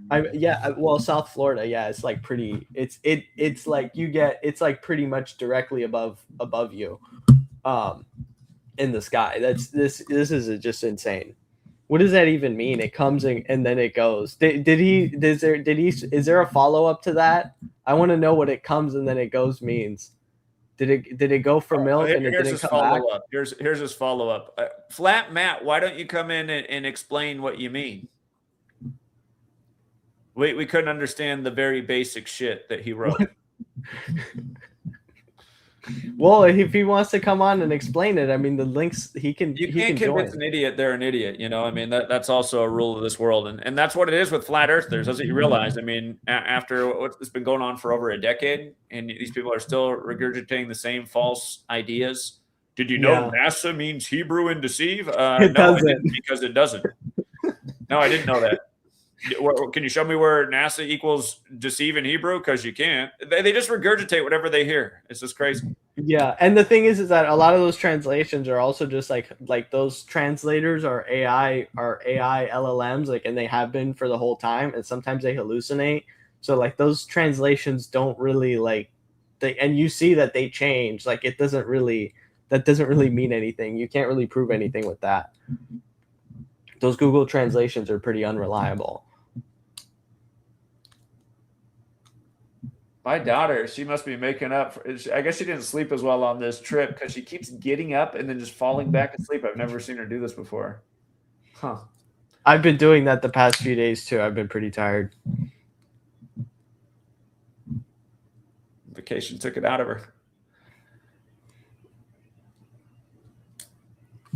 But yeah, and did he write anything else? These people can't even defend. Yeah, it doesn't. Nobody wants to call. He doesn't want to debate. He pussied out. Oh my god, it's easy to understand. See, this is all he's gonna like. He's never actually going to say or like give any kind of statement that'll prove. It's just, oh, it's easy to understand. Oh, you're stupid. Oh, I can't. There's always some excuse. Like they can't. Of course he can't. Straight lines, not arcs. If you track it, it follows lines of perspective. Okay, so he did answer. Okay, if you track it, it follows lines of perspective, straight lines, not. But what does that mean? Like, what's your point about? Like, what does that mean? Straight lines, not arcs. There's a lot of videos like this you could watch to see how as the day moves, the setting position changes ever so slightly because of the way. It looks like it's going in a straight line to me. Huh? It looks like it's going in a straight line to me.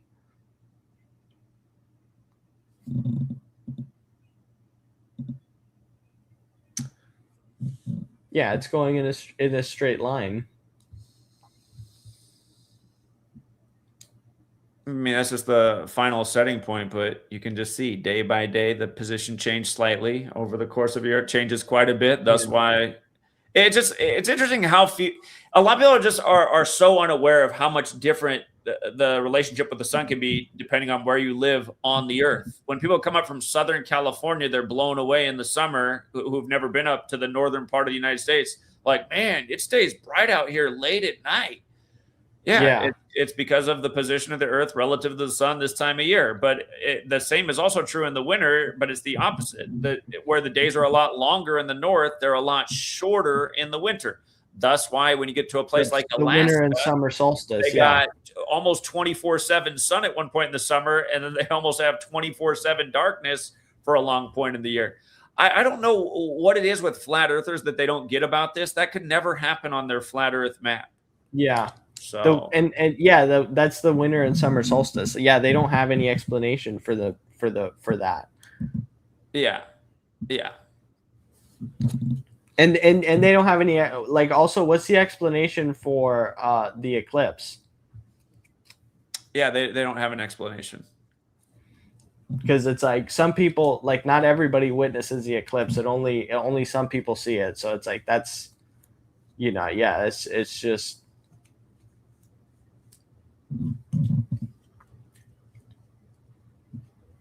All right, let me find a different video.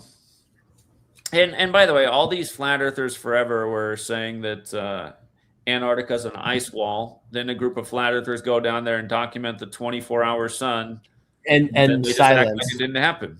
Exactly. That's why I was saying earlier that they just you make a point and then they just immediately move on to something else, and just ignore it.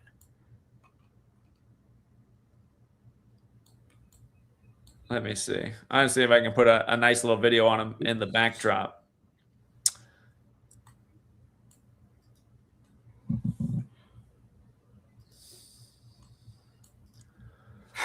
I created a sphere with way too many polygons. It's like slowing down my computer. Shit. Okay. I'm running a ray tracing simulation in 3D, so you could see like a shadow on a globe.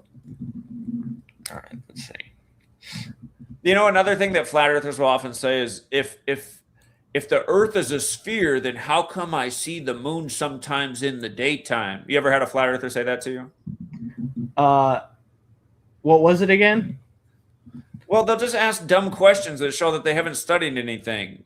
Again, they'll ask if the earth is a sphere, then how come sometimes they see the moon in the daytime? It's like, what aren't they getting? The moon is orbiting the earth. So Yeah. depending on where it is in its orbit is determining I have heard that. what Yeah. time of day you're going to see it and where it is in the sky. I mean, sometimes Yeah. it's low on the horizon, sometimes it's up high in the sky, sometimes you see it at night, sometimes you see it in the day. It's just everything that flat earthers do shows that they haven't really studied anything. They've studied other flat earthers' flat earth videos that have made them dumber and dumber, but they haven't looked into anything from something that's actually credible.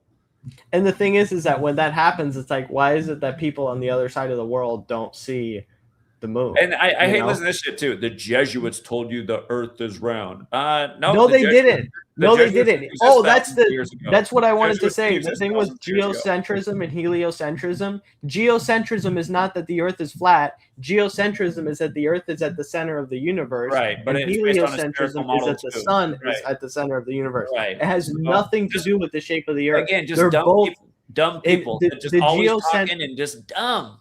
Yeah, the geocentric model is a round Earth globe model. It's just that the Earth is at the center of the universe, which obviously it's not.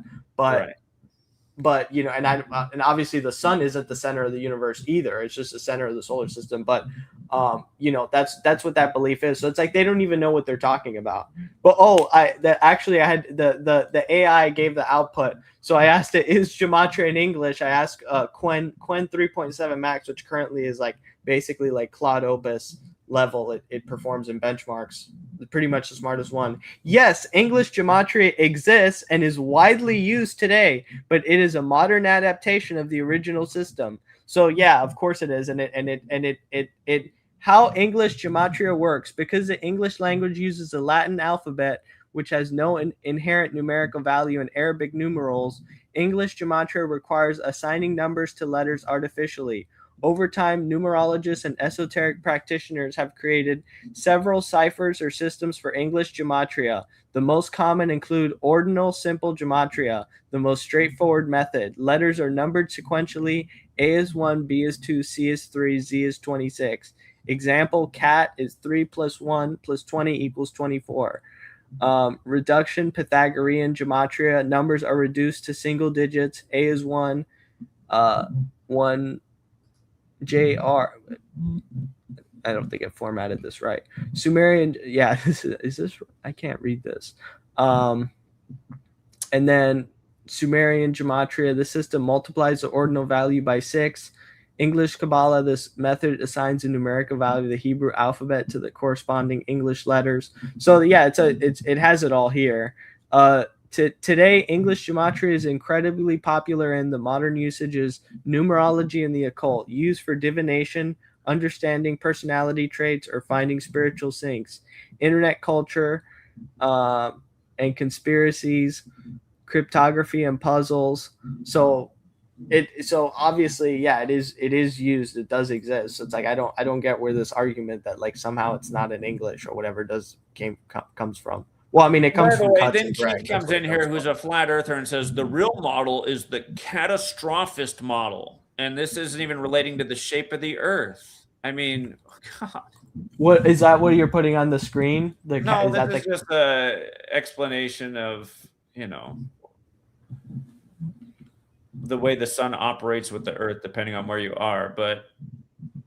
Some of you guys, I mean, the catastrophist model has to do with why the Earth can drastically change in a short period of time due to circumstances, major volcanic eruption, et cetera, et cetera. That doesn't have to do with the shape of the Earth. He says that the flat earther guy says that you're dumber than Professor Dave. Well, again, both of us are a lot smarter than you. Professor Dave's annoying, though, in another way. Like I said, Professor Dave is more dangerous than a flat earther. He's still claiming safe and effective on the Pokédoke, which is unbelievable, while he has an autistic child. So. The Jesuits told you the Earth is round. Yeah, which is incorrect, too. We've known that the Earth is round for thousands of years.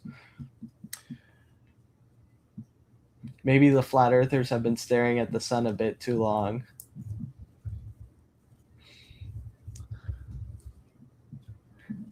Solar Remember plexus. when they had the basketball player Kyrie Irving come out as a flat earther, and it seemed like it was just a joke, like he was put up to it, because it was Washington Irving who promoted the false theory that everyone thought the Earth was flat until Christopher Columbus, which isn't true. Yep. So I think that was part of the joke of having Kyrie Irving be a flat earther. We were covering that years ago when that was going on. Yep. Yeah, I mean, it's all part of the ritual. That's how they made the flat earth psyop work, too. They had Obama announce that he didn't have time for the flat earth. They had all these celebrities jump on the flat earth from... Yeah, you don't see any celebrities jumping on Gematria. Shaquille O'Neal to et cetera, et cetera. So. You don't see any celebrities jumping on Gematria. Well, so we got one. Well, we got Jeff Young, but Jeff Young's not nearly as famous as, say, Kyrie Irving or Shaquille O'Neal. And we did have Larry Johnson, the former NFL lead rusher. He did come on here and he did start a show. He said it was inspired by us. He's now doing Gematria decodes, but he's not getting any. It's funny how Larry Johnson was the #1 fantasy pick for several years in a row. Huge football star at the time, and now that he's been speaking out, nobody talks about it. I've noticed that. And yeah, anytime I hear that name, it's typically somebody else. Keith, why don't you just listen up? I always tell you where the Jeff Young video is. Keith, you're too busy in here talking about flat Earth in the chat. How many times have I said Jeff Young's stuff is archived on his website, Music Without Boundaries? Just go back to his February 2016 show with me. It's all there. Saying you got to ask Jeff if he's got that archived. I've told you guys 1,000 times where you can go for it. Music Without Boundaries with Jeff Young. Go back to February 2016. You'll see the show. Simple.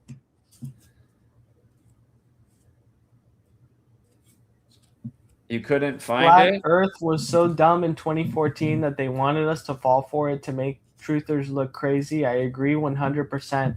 Turns out it is flat, so the joke's on you. Why aren't the jobs still pushing flat Earth today? That's his response. So I think that he might actually have like a neurological like problem or something that he can't communicate, because I mean it's just like he's just babbling nonsense like at this point. Like I can't even understand what he's saying. I think that some of them might actually just be like disabled, and you know, now because they have smartphones, they have like easy access to live streams and stuff, and they, you know, they just like get on YouTube. Because I mean, literally an infant could use a phone now. Like Apple. Damn. They took down Jeff's page. Oh shit, what? Yeah, that's it. So it's gone. Ah, damn. Is there any archive of? That's too bad. That must have happened somewhat recently. Is it? Can you put it in the Wayback Machine? Is it on there? I don't know, but the last time I checked, it was all there. Now it's gone. Damn, that sucks. Well, there was a lot of that. I mean, that was only recently it went down. That's unfortunate though. Does he have maybe he has an archive of it. Maybe he has like hard drives with it or something. Here, I'm gonna get rid of flat Matt. I get tired of flat Earth retards. Yeah, that I can't stand him. A total loser. He can't come on here and defend his point at all, but just keeps talking shit in the chat. Adios. I know. It's just nonsense. I mean, he's just babbling. Yeah. Yep. I mean, that's really all that they have to offer. I mean, it's like they don't even have like a coherent argument. Everything that they say. This is also my favorite one. We'd feel the Earth moving, and then you always say to them, "It's like, well, have you ever been in a plane before when it's not changing speed? You can't even tell that you're moving. You only feel when it slows down and when it speeds up. The Earth is constantly moving at the same rate of speed. If something ever hit the Earth, then you would feel. If something stopped the Earth in its tracks, you would surely feel it in a major way. It'd be life ending, but it's just that's why they're just so annoying. It's just like, God, these people are dumb. Yeah, and it's like, what would the Earth be bumping on that we would be feeling anything? It's like, that doesn't even make sense. Was it going to hit a speed bump in space? Humanity is just an annoying thing. It's just, for intelligent people, humanity is an annoying thing. It's, going through school at the top of your class. It's just like when 9/11 happened. School was super easy, yeah. When 9/11 happened, all of the friends in my group that I had to help them all throughout high school with their papers and studying because they were just too incompetent to do it themselves, they all thought they were smarter than me when 9/11. They were like, "What, Zach? You sound so dumb." And I'm just like, listen to these fucking retards. These are the same fucking retards that couldn't write the right form of there. I'd always tell them how to write there. They couldn't ever remember one of the three theirs. It was too complicated for them to remember how to spell the right there. It's just annoying. Just dumb people don't know how dumb they are. They think by just going along with crowds, it makes them smart. Regurgitating what they saw on TV makes them smart. These flat earthers who are just dumber than a box of rocks feel that regurgitating cult lines from their flat earth psyop makes them smart. It's just, that's why I just, the cabal, man, I wish they would just go into overdrive with their plan and just accelerate everything. Watching all these crybaby losers online, it seems like they have, everything is, it's bad because of them. It's bad because of they're all the same idiots that would have called me a conspiracy theorist, not looked into anything, went along with all the lies. And now they're mad that things are bad, and they don't know why. They don't know why it happened. It's just, it's pathetic, man. And what was the other? I think it was what was one of the claims on here that was a little bit lower? What is it? Scroll down a little bit. The sun and moon are small and local. For a year, they were all sharing their video everywhere. The plane that captured the sun flying beneath the plane. It's like, come on. I was gonna bring that up. If that was true, anybody could build a drone to just go and look at the sun close up. Like I've gone up like pretty high up with my drone. Like I've gone up, like pretty high. And it's like you could easily like build a drone to like go up in where the planes are. Yeah. Here we got somebody who wants to jump on here. We got Old School. What's up, Old School?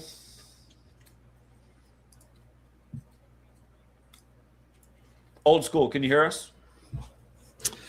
What's up, Zach? What's up, Slamwave? I'm kind of getting brain rot out. Yeah, I can hear you. Can you hear me? I hear you. We can hear you.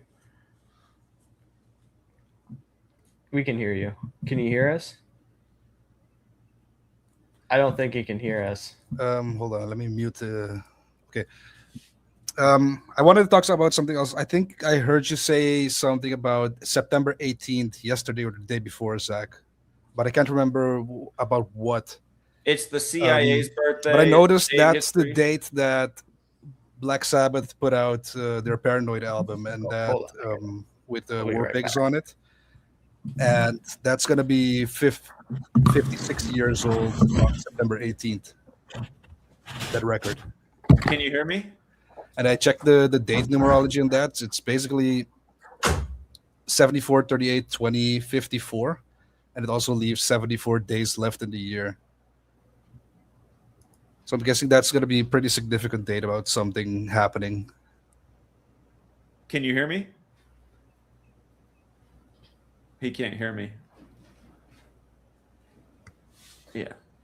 For some reason, he cannot hear me. Well, him asking about September 18th, that's the CIA's birthday. It's the day in history they laid the cornerstone. I can't hear you. It's the day Ruth Bader Ginsburg died in recent history. It was also Rosh Hashanah this year. She got replaced by the Catholic. The last Jewish member of the Supreme Court died on the Jewish New Year.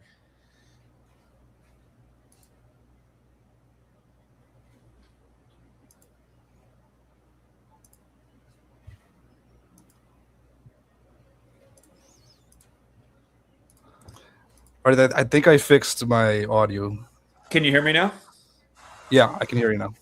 Yeah, I was just saying September 18th is the CIA's birthday, established in 47. It's also the day in history that George Washington laid the cornerstone for Washington, D.C.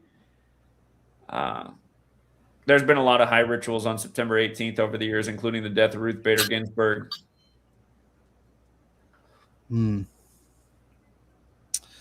Yeah, I found it interesting that War Pigs is the whole album Paranoid came out on that day too. Yeah, and Ozzy died around the same time that the U.S. attacked Iran, which was quite fitting for the War Pigs. Mm-hmm.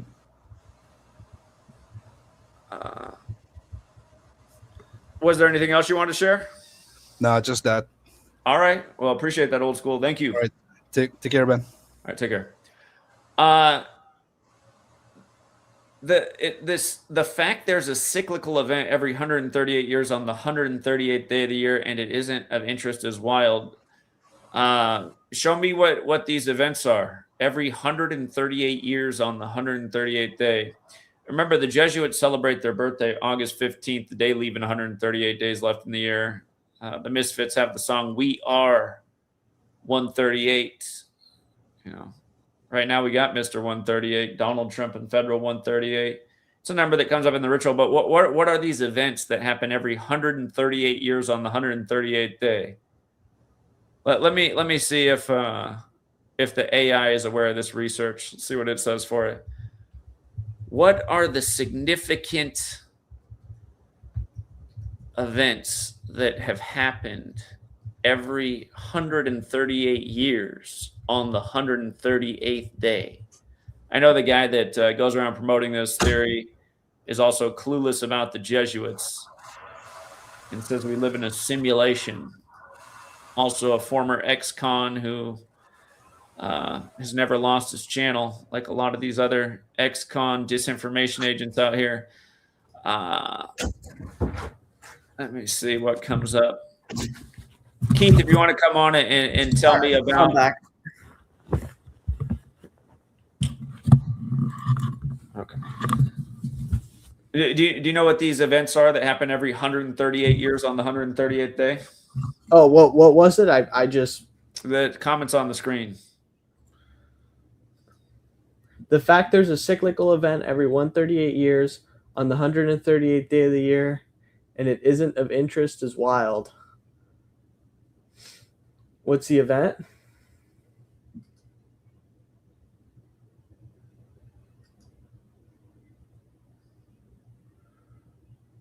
Yeah, does it mean it happens every 138 years and 138 days, or does it mean it happens on essentially May 18th every 138 years? May 18th is the 138th day. Yeah, it just means it happens every May 18th. Yeah. Is that what it means?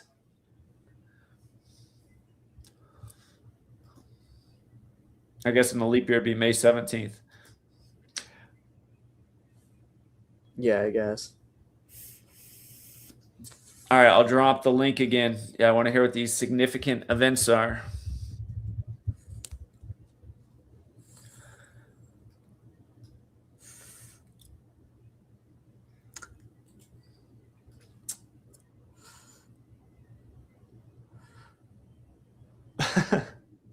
I'll put up the last two bullet points of the common flat earth talking points.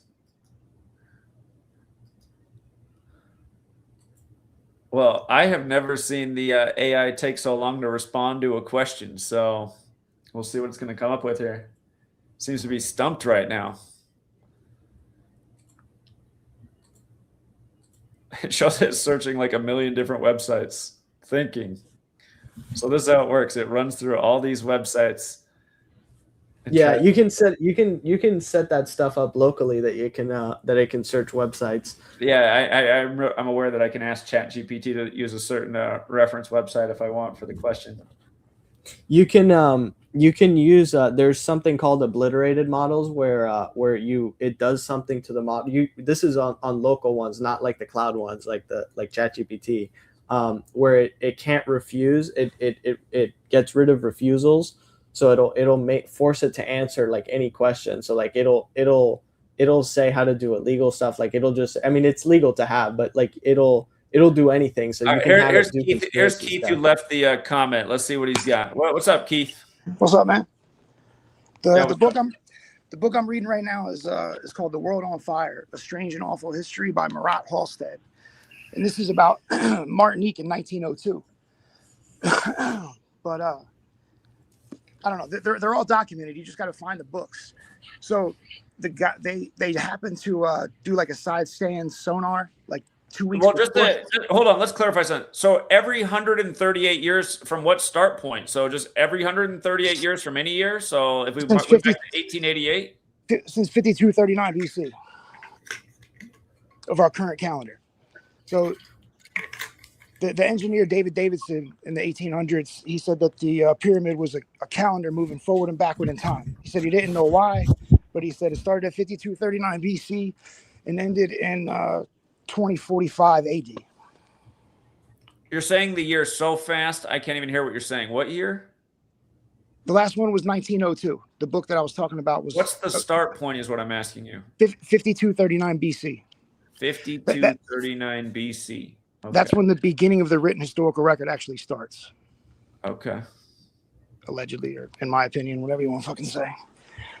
But the Jesuits were the ones that did the fucking experiment like 2 weeks before the event popped off. It's crazy. Like I'm reading this book and it's talking about the Jesuit scientists who measured the ocean floor like 4 days before, 4 weeks before something. It was like 300 feet. And then after the event, it went to like 1800. But the Jesuits were already dug in. The churches, the scientists, the politics, all of it. Like they already had it sewed up before anything even happened. Okay. There's two scientists that went to study there after it happened. They were 59 years old and 61 years old. And they were there for 90 days. And these two grown men grew 1.5 inches, and the other dude grew almost 3 inches because of the ambient radiation that came off from the event. I'll be back. My daughter finally got up. All right.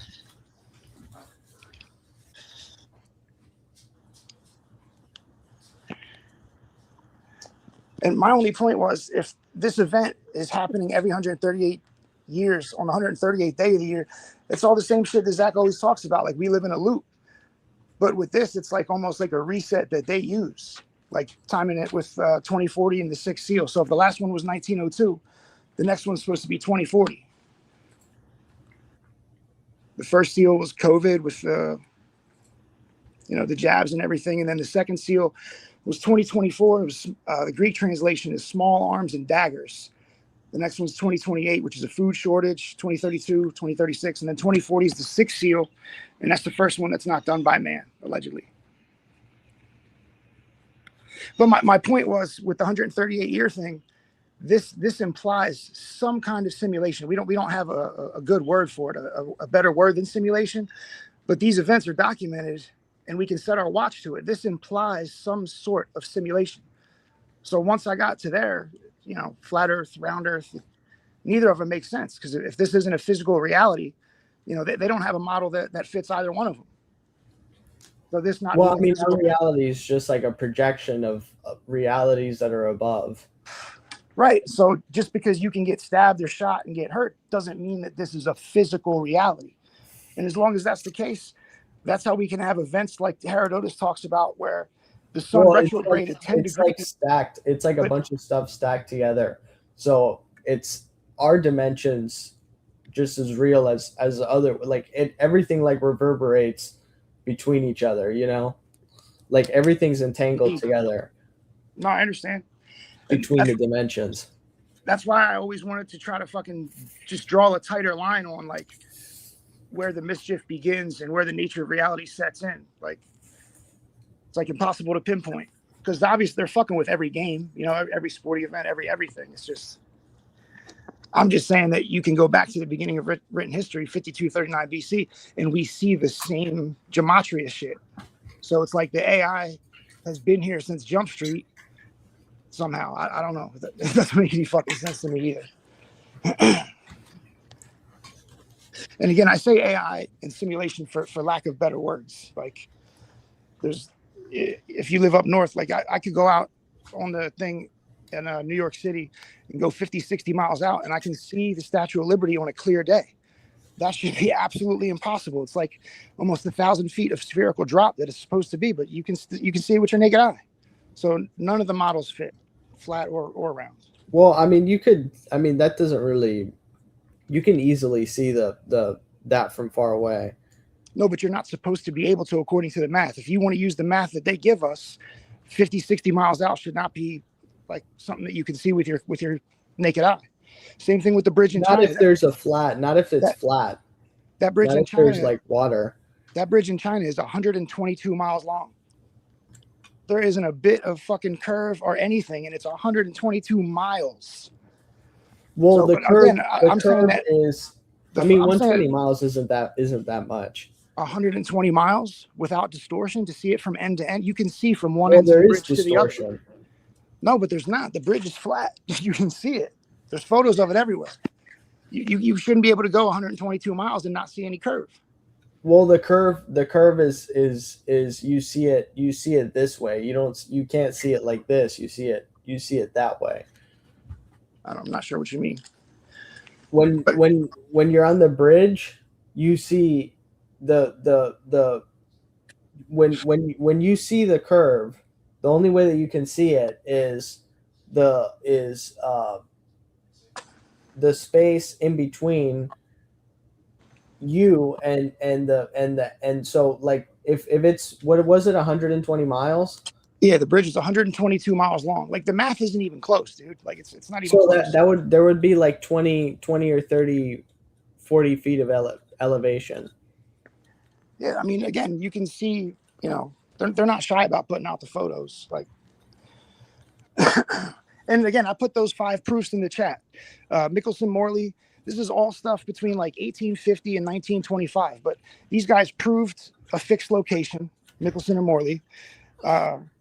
They proved that the ether doesn't go through the earth, but the other way. Like they proved all this shit, and it's like people just don't know where to look to find the answers. I put in the chat the 5, and that's just 5. There's dozens of these proofs. I mean, you'd have to show videos of it because I mean, I've never seen any of these. I emailed Zach. videos. I emailed Zach the PDF of it's William Carpenter 1890. It's called 100 Proofs the Earth is Not a Globe, and it's all maritime stuff. So you don't have to be like a mathematician to understand this shit. If Zach would just open that PDF and read through the first 20, like I know he hasn't read the shit yet because he's still talking the same shit he always talks. But if he reads that, it's laid out like elementary school shit. It's real easy to understand. You want to find that email, Zach? About a guy's book from the 1800s. One guy's book who said the Earth is flat.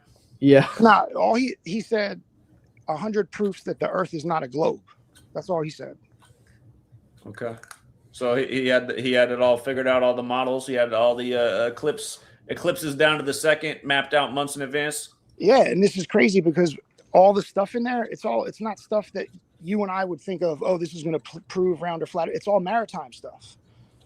Well, most sailors know the Earth to be a sphere from the sea and tracking the stars and what you can see from given longitude. So It's who you want to believe. If you want to believe Graham Hancock and whoever, right. Take on one guy versus thousands, right? How do you explain the North Star that doesn't? How do you explain that the North Star doesn't move? Is that to me? I don't know. I didn't say nothing about the North Star. I know the North Star hasn't always been the North Star. 713 BC, we had like. But doesn't that prove that the Earth is round then? Because of the tilt? Doesn't that prove that the Earth is round because of the tilt? That it wobbles and that the North Star changes? Well, again, how do you explain that on a flat model? Those 5. I'm not explaining anything on any model. I'm just saying neither of them work. And again, if you go to my 5 proofs, it'll show you. Well, how does it? Wait. How doesn't the globe model work? The word parallax is very new. They invented that word like. That's not a new word. That's how is that? How is that a new word? I know exactly what parallax is. Historical record. Do you actually know what that is? Yeah, it's about the fucking about your perspective. My point is that parallax wasn't even a word until no. 1900. That's not an 1910. explanation of All right, it. hold That's on, not hold an on. Let's get off explanation. this Wait, shape of the earth thing. what's the parallax? Hold on. I want to know more about this every 138 years on the 138th day thing. That's what I want to know about. I'll do the best I can. Shoot, what do you got? Well, if it's so important, hit me with the super important things that happen. What's this so all important in pattern? Well, they seem to be on orders of magnitude of 555. So 138 times 4. Every 4 years, you get like their orders of magnitude greater. Like you can look at coincidentally, the maps that you're looking at from 1626, they fall on a 138-year cycle. So pre-1626, you have California as an island. There's tropical locations and shit down in Antarctica, bodies of water that I don't think the Great Lakes were there yet. Again, if you want to believe that these are copies of copies of copies of copies, I'm not going to believe that. I believe that there was an event that happened since then to create these things, and they need us to think that all this stuff happens over millions and millions and millions of years. And I just think it's bullshit. So I mean, can you you left this comment. So what are the super important events that happened every 138 years? Can you give me like a string of them? Yeah, the book that I just told you about, Marat Halstead, it's called A Strange and Awful History. It's called A World on Fire, A Strange and Awful History. But it's all first-hand accounts of military people. And again, the important thing about the books that I'm reading is it's written by authors alive at the time. I'm just asking you to start me off with. No, I don't even care about the sources. I just care about what is this string of events that happened every 138 years on the 138th day. Just can you like hit me with 4 of them in a row? Yeah, the Martinique was 1902. It could be volcanoes, it could be floods. It's just, again, the catastrophist model is literally what it is, catastrophes. So again, it could be flood, earthquake, volcanoes. And as we get closer to 2040 in the 6th seal, I think they're timing it with 2040 to be the 6th seal. That's supposed to be the first seal that's not done by man. 1626, the Dutch bought Manhattan Island from the Indians. Again, these are all on Phoenix years, same dates you're looking at for the maps too. There was an event in 1212 called the Children's Crusade of 1212. But if you read the books of the authors alive at the time of the event, it was that these kids disappeared. It wasn't that, oh, your parents couldn't win the war, so you're going to go fight it. They had to make some shit up because 100,000 kids disappeared, or 100,000 people, whatever it was. But there's a biblical chronologist. His name's Stephen Jones, and he was onto a lot of this same shit. And he went off of 414-year periods. He called it a cursed earth period. It's like 1229 BC, 1229 AD, like the 201st prime. The event, like it was 1229 years from the beginning to the quote unquote fall of Rome. And then you have the same event happening 1229 AD, but like in a different country. Okay. I've emailed you at least 2 or 3 of the books that I'm reading with the 1902 shit, but I can send it again if you really want to see it. What I'm just wondering in my head as you say this stuff is I don't know how this is what people are talking about on the internet when we got real practical knowledge over here that you can use every single day. I don't disagree with any of that shit. It's just because this stuff you're saying, I'm just like, California an island? Where's any proof California was ever an island? Go look at every fucking map pre-1626. I understand the Pangea thing and breaking apart, but where's California was once an island and then it moved into the landmass? That's not usually the way it works. Okay, so there's no evidence in the historical record of fucking plate to plate tectonic shifting. Everything is subsidence and upheaval. It's up and down. That's it. So what I'm saying is after 1626, that water, the mountain comes up or whatever and the water floods out. But in 2040, California was supposed to become an island again. Like if you overlay the maps, you can see it. Okay. But every map before 1626 has California as an island. The Chinese had so much detail. Okay. And then, so for the year 1902, this really tripped me out. Over 95% of our Fortune 500 companies that exist today, current Fortune 500 companies or their parent, can be traced to 1902. Wait, so many of the Fortune 500 companies are all traced to 1902. Over 95% of the current Fortune 500 companies can be traced to 1902 or their parent company. I'm gonna look into that. That's interesting if that's true. I got a video up on it. I only got like a dozen subscribers on there, but you get the idea of what I'm saying. Does this include big tech companies? They start out as something else and moved into big tech. Yeah, a lot of them you got to follow the parent company. There's some going on in 1901 and 03, but over 90% is 1902. So it's like they want us to believe that like all this shit was like invented, produced, taken to market, and all this like all in one. It's like the technology was just sitting there laying around waiting for us. So 1902 happens. Maybe it's not a big one that they were expecting. I don't fucking know. All right. Well, here's what I'm gonna do. I gotta get her some dinner. She slept forever. I've never seen her sleep this long. I'm gonna bring everybody on who's in the back. Everybody gets 2 minutes if we can take turns, and then I gotta go for your dinner. All right. Aaron Michael Fleming, Deerfield. Stop. Okay. I knew that there's gonna be a troll. Illegal Smile and Jay Shun haven't had a chance to say anything yet. Illegal Smile was here first. What's up, Illegal Smile? Hey, Zach, look up the word meniscus and I'll explain. Like the thing you can tear in your body? No, meniscus.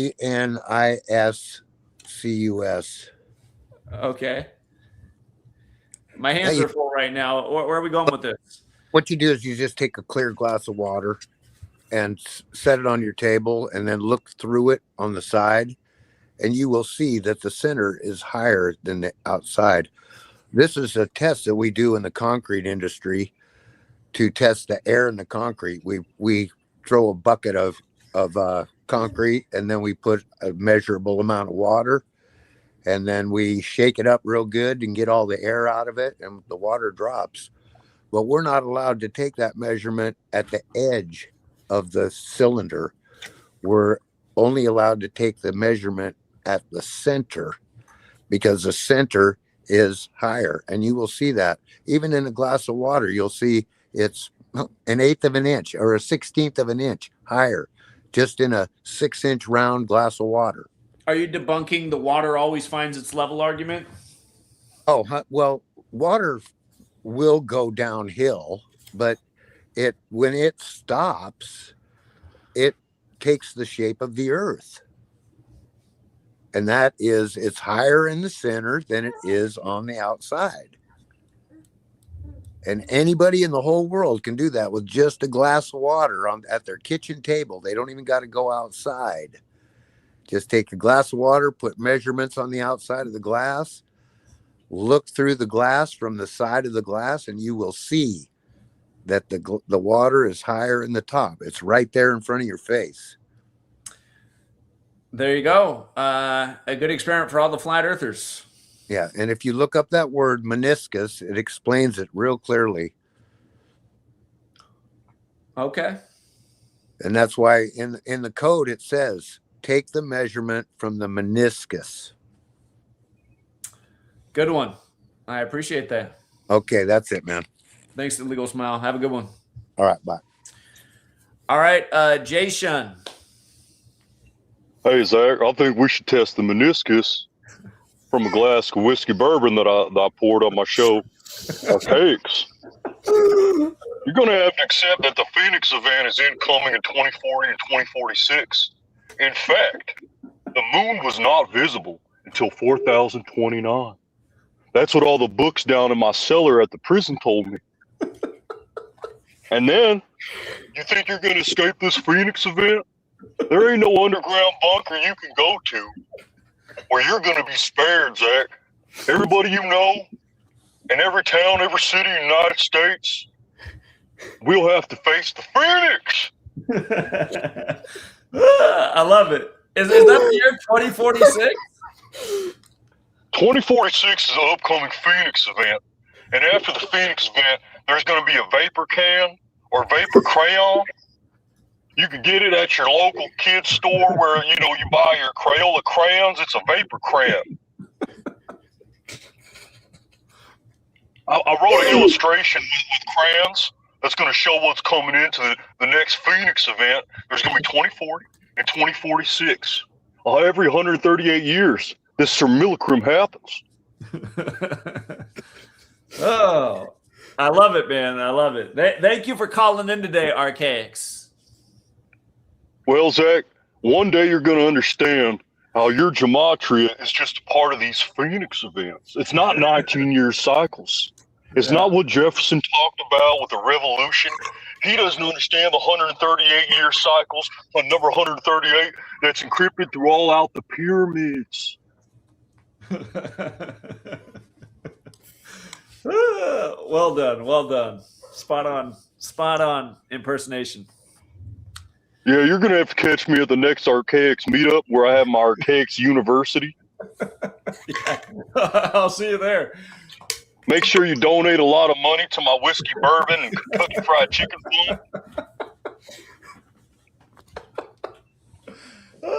I needed this. Thank you. Can we buy you. Yeah, you have a good night. I appreciate you having me on, and make sure to come and have a debate with me so I can show everybody from Archaics how I'm the real gematria champion of the world. Yeah. I'll do that. All right. 138 can be found in absolutely everything. 138, 138. I love it. I think that's one of the best callers. Is that what he ever. says? Does he say that you're 2046? Because isn't it perfect? Phoenix 46. I'm not exactly. The other guy said That's what he 2040. Eric got off during that guy making fun of his favorite teacher. Eric, come back. I want to know if Archaic says 2046 is the year. Is that the year? Because He has to be a regular caller. That's the best caller I think I've ever heard. Yeah, that was well done. I do have. If you can share my screen. Hold on, I gotta get Electric Man in here first. Okay. What's up, Electric Man? Cheese is all of it. Hits it in the corner pocket. Sounds like a troll. All right, you want me to share your screen? All right. Yeah. Real quick, and then I gotta wrap it up. So I have the location of the Antichrist, and he's located here in this Taco Bell in Terrytown, and he's actually inside of this bathroom stall inside of here. And so during the Phoenix event, this is a town where the portal's going to come out of the demon. It's going to come out of the stall here at this Terrytown Taco Bell. What are you talking about? I was joking. No, just remember the guy that you had on last time that was talking about how there's going to be a tsunami that's going to take the Antichrist as Elvis, and he's going to come out. We're close and wipe out the end date, June 11th. June 11th. June 11th. 16 days. The Antichrist is going to come out of that bathroom stall and end the world, and it all has to do with Elvis Presley. Well, it's 76. Just remember, if it doesn't happen on June 11th, he'll be back on June 12th, circling June 11th, 2027. We're getting like it's going to be about that's what 2 weeks away. A couple weeks. We're getting pretty close to that date. So how do you think it's possible that 138 thing that Archaics is talking about is more popular in the truth community by a lot than what I've been talking about since forever? How is it even possible? I don't think that's the case. You know what? I have an idea. Let's ask the AI about the cyclical event every 138 years. This is so notable. Just dumbfounded. It doesn't know what to do. So it just started maybe listing they took it out of its programming because it's so important. Yeah. That must be what it is. They just erased it because it's just so impactful that they just got rid of it from the internet. Yeah, hand grip. All right. Yeah, this one set a record for a nap, so I need to feed her dinner. All right. It's pretty much dinner time. All right. Thanks for having me on. All right. All right, bye, Ruby. Good research on all that stuff you dug up with the Jesuits and mesmerization. I didn't realize that. I knew they had a lot to do with the world of theater. That was but the mesmerization thing, I never knew that. That's pretty interesting. Yeah, I'm gonna go more into that kind of stuff. They have other stuff too with like trying to like figure out if it's a simulation and like trying to control the simulation. Because I mean, that's kind of in Kabbalah. That's kind of central to their philosophy. It's that basically like the world is made of like these multi-dimensional vessels of good and evil shattered, and then our world is basically like all of these little tiny shards of good and evil, and you can basically pull the forces of good and of evil to change the world, basically like change like the code of the simulation. Because in Kabbalah it's basically about the world being created through like this spoken like code and these and the letters and numbers, because code's just letters and numbers, and encoding things and encoding meanings into this. Like that's what they believe in. So they've done a lot of research into that. Like the God particle was come up with by a Jesuit. The Big Bang Theory was come up with by a Jesuit. Like they've come up with a lot of these like modern day quantum ideas about simulation theory and stuff. But, okay, yeah. we'll keep up the great research. I'm going to dig more into some of the things you brought here when you first came on. So appreciate it. Man. All right, thanks for having me on. All right, bye. All right, and if you guys got here late, I talked about the main topic at the beginning. Like always, when I opened up the call line, we can go all over the place. Normally, because of the people in the chat, somehow it always goes to the same old places. This flat Earth trolls in the chat. They never stop. Hey, sweet girl. Hey, Ruby, where's your tongue? Where's your tongue? Where's your tongue at? Where's your tongue? Where's your tongue? There it is. Okay. All right, guys. Till next time, True Seeker. Have a good rest of your day. And thank you again to the super chatters. Appreciate it. I forgot to say thank you, Gematria Sense. Very interesting there about Avengers Doomsday. Thank you again, Cashville Lady. Yeah, that picture was interesting. If you guys don't know what she's talking about, it's on my wall. Sweet lady took that photo and she asked me, she said, what do you think caused this to happen? I said, I don't know. That's pretty strange. So I put it to you guys. Leper Messiah. Appreciate it as always. And thank you, Drago Slums. Appreciate it. All right, guys. We'll leave it there for now. And until next time.